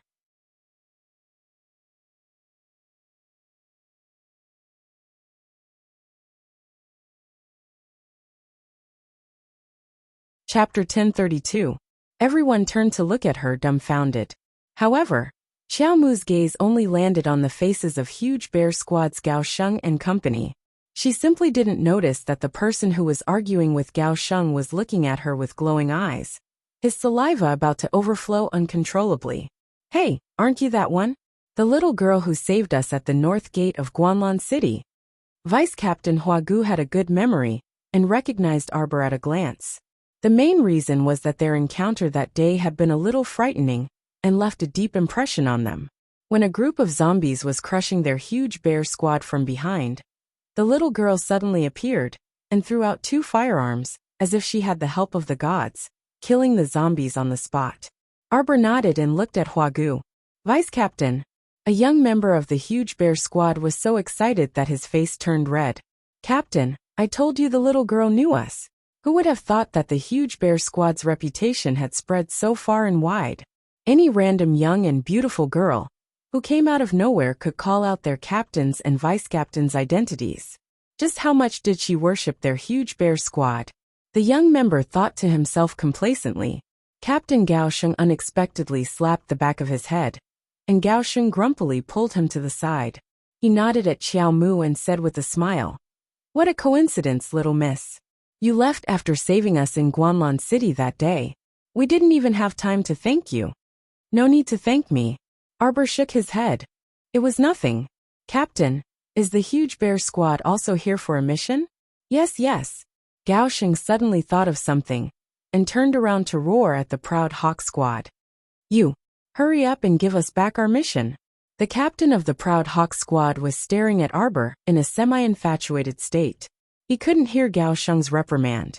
His old, weather-beaten face revealed a lustful expression as he stared at Arbor with shining eyes. After a while he gulped and said, "Little girl, are you from Gao Sheng's squad? Oh my, what's the point of staying in such a lousy squad with less than 10 people? Why don't you join our Proud Hawk Squad?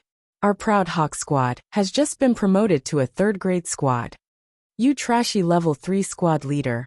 What are you talking about in front of me? If you interrupt again, I'll cut off your tongue." Arbor roared at the man. "Can't you see I'm talking to the captain? How rude." The smile on the proud Hawk Squad's captain's face froze. Uncle Gaosheng, on the other hand, was flattered. It was simply baffling. Where did this little girl's strange affinity come from? Could it be that this was the so-called fate that people talked about? You. The captain of the proud Hawk Squad glared at Xiao Mu before swallowing his anger and suppressing his belly full of anger. He put on a smiling face and said, Okay, you tell him. We'll talk about our business after you're done. Who's this with you? Zheng snapped at the captain of the proud Hawk Squad. What an ignorant man. Scram to wherever it was cool. Captain, I have a mission to issue. Will our huge bear squad accept it? Arbor's eyes twinkled as he looked at the tall, fat uncle, and asked expectantly, how could the tall, fat uncle have the heart to refuse? He inexplicably nodded and agreed. Sure. I don't know what the mission is, but as long as our huge bear squad can do it, we definitely won't refuse. It's definitely a mission that you can do. Don't worry.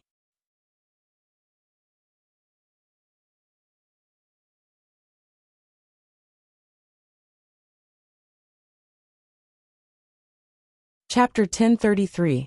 Thud. Arbor walked to the front of the Mission Issuance Center stall and said to the person in charge, I want to issue a mission only for Huge Bear Squad members to accept. I'll give you double the commission. Sure. How could the person in charge of the mission center not know Arbor's identity? He nodded and said with a smile, Young lady, we can also use mystic currency for transactions here. Arbor took out 10 pieces of mid-grade mystic currency from her inner world and placed them in front of the person in charge. Is this enough? The person in charge's eyes lit up, and he hurriedly nodded. Enough. Normally, even if it was a level 5 mission, they only needed to pay 5 mid-grade mystic currency as commission. Now that Arbor gave 10 pieces, it was simply more than enough. The mission I want to issue is to help me find all kinds of mid-grade and low-grade medicinal herbs within a month. I want 100 stalks of each type. The more varieties, the better. As long as the rhizome is more or less complete, I'll pay 1 low-grade mystic currency for each stalk. There's no upper limit. What? Everyone present, including the Huge Bear Squad members, looked dumbfoundedly at this heroic little sister in front of them. They simply couldn't use words to express their current feelings, okay? How many medicinal herbs could the Huge Bear Squad dig up in the vast and boundless Mystic Beast Forest's periphery in a month? Even 10,000 stalks of medicinal herbs was a small number. Okay, if they could dig up 100,000 stalks, then they would have to pay 100,000 low-grade mystic currency.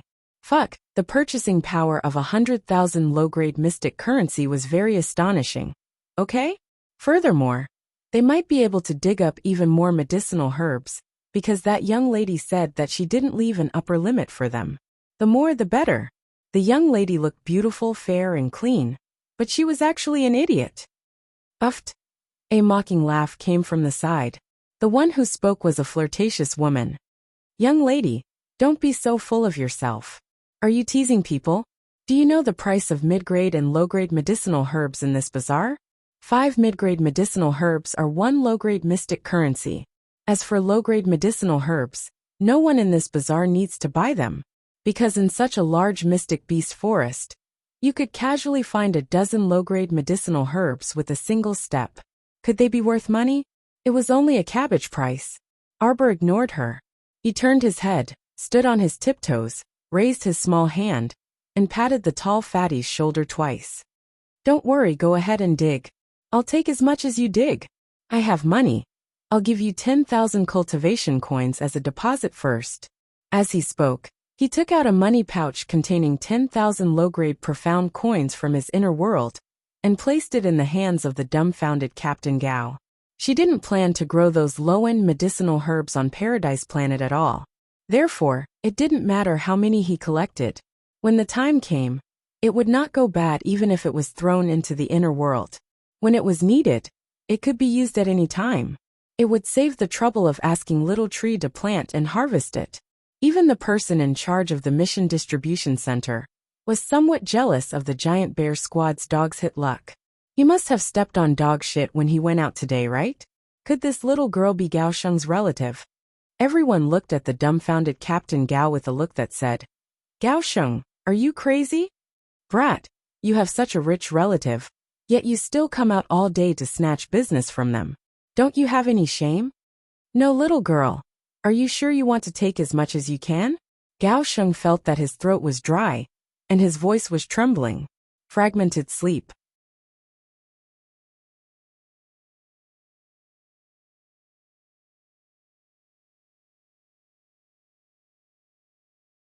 Chapter 1034. Arbor nodded vigorously. Amen. Captain Gao held the 10,000 mystic coins in his hand and felt that they were scalding hot. He said embarrassedly, Actually, you don't have to pay a deposit. Moreover, young lady, the purchase price you offered is really too high. A low-grade medicinal herb was actually given a low-grade profound coin. Just how rich was this person? It's fine. You guys go ahead and harvest. We'll meet here in a month, and I'll give you the remaining mystic coins. All right. Captain Gao nodded vigorously and said with a smile. Young lady, then we'll go back and prepare the tools for harvesting the herbs. We'll take our leave now. Arbor nodded slightly. Without waiting for them to take 2 steps, her eyes flashed, and she called out to them again. Captain! The little fellow called out to Captain Gao crisply, and ran to Captain Gao's side with small steps. She looked up at him and said, Don't casually give your captain's position to others in the future. Especially Fan Xiuhe, a wild wolf in human skin.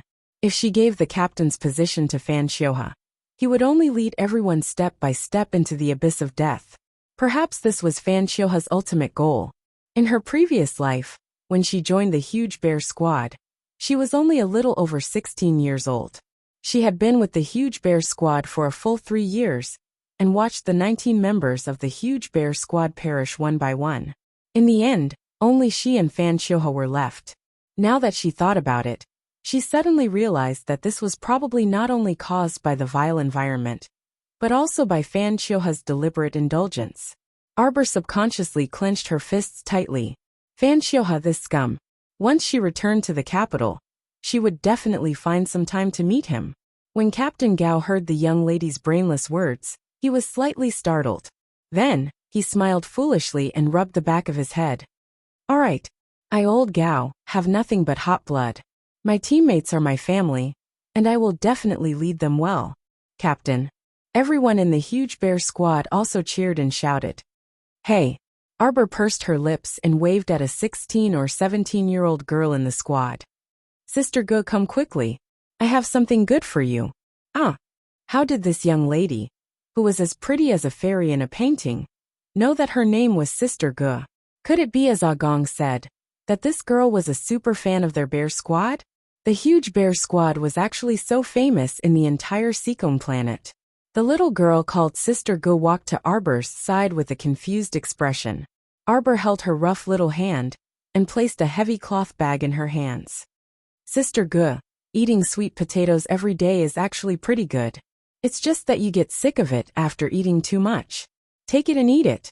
I'll give you guys a deposit, so that the captain can buy you some things you need. Don't treat yourselves too badly. All right. Arbor didn't care about the girl's stunned look. He directly took out 2 boxes of ointment from his pocket and stuffed them into her hands. He whispered to her. These 2 boxes of beauty ointment were made by me personally. It's most suitable for people like us who run around outside all day, exposed to the elements. It can improve the quality of your skin very well. Remember to apply it once every night. In less than 10 days, your skin will be like mine. Really? Sister Ge widened her eyes in shock, and she subconsciously reached out to touch her dry skin. MHM, you don't have to apply too much. A small spoonful every day is enough.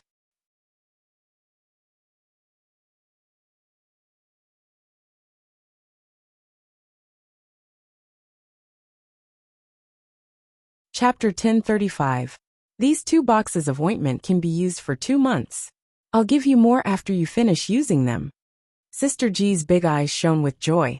Heavens, could this girl really be a little fairy that fell from the sky? Otherwise, how would she know that she was worried about her rough face every day? Let me tell you, this beauty cream isn't worth much. Just use it as much as you want. For a young girl like you, as long as you pay attention to it a little bit, Your skin will immediately improve. Sister Go acted as if she had seen a relative as she grabbed Arbor's hand and chattered. Aya, it's great that I met you. Let me tell you, every time I look in the mirror these days, I'm worried to death. Every day, I have to go on missions and my skin is dry and dark. After recuperating for a while, I have to go on the road again. Last time, I heard that the Adventurer's Auction House sold a sky-high skin lotion. But that thing is really too expensive. How can I afford it? What skin lotion? It's useless, let me tell you. Also, don't rub things on your face all day long.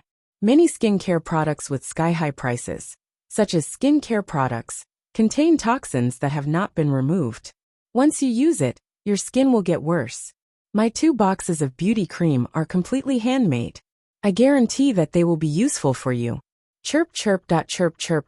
When the 2 girls talked about skin care, it was as if they had met a bosom friend for 800 years. Once they started chatting, there was no end to it. When the surrounding men saw this, their eyes couldn't help but stare blankly as the corners of their mouths twitched. What was this situation? Weren't they issuing missions and accepting missions? Why did the atmosphere change so suddenly? The 2 girls actually ran to the side to talk about beauty. It had nothing to do with the mission. Okay. Moreover, this little girl was clearly 2 or 3 years younger than Sister Gu, but she spoke like an elder and said, "You young ladies." The 2 girls exchanged their names and chatted for a while before reluctantly parting ways. When Sister Gu followed Captain Gao and the others to her temporary residence, she was still praising Miss Chiao along the way, saying that she regretted not meeting her earlier. The fat Auntie Huagu couldn't help but laugh. I think so too. The 2 of you talked about it in just 3 sentences. It's as if he has endless things to say. If Captain Gao hadn't told Sis Gu that it was getting late, and that they should go back to rest and prepare the tools for tomorrow's trip into the forest, Sis Gu would have had to talk to Arbor again. Sister Gu, look at what the little girl gave you. On the other side, the young man Agong moved closer to Sister Gu and asked curiously. Only then did Sis Gu lower her head to look at the heavy bag in her hand. She opened the bag, and a few heads leaned over to take a look. Wow! Beef, pork, chicken drumsticks. So much meat. Sister Gu cheered and was about to fly up. Oh my God! Miss Chiao must be a fairy sent down by the heavens to save her. Otherwise, how would she know that she had been nagging about wanting to eat meat all day long, hoping for the stars and the moon for a long time? That was because he had been eating sweet potatoes every day. His mouth was so bland. Arbor walked on the road with a faint smile on her face. She didn't even realize that she was in a good mood. Her memories couldn't help but drift further and further away. An old, dusky scene appeared in front of her eyes. The forest was surrounded by an aura of death. You're tuning in to the Li Mei's Wuxia Whispers YouTube channel. We're so grateful for your support. And don't forget to subscribe to join us on this incredible journey through captivating stories. Your generosity through donations truly makes a world of difference, as it's the primary source of revenue that allows me to expand and enhance this channel for you.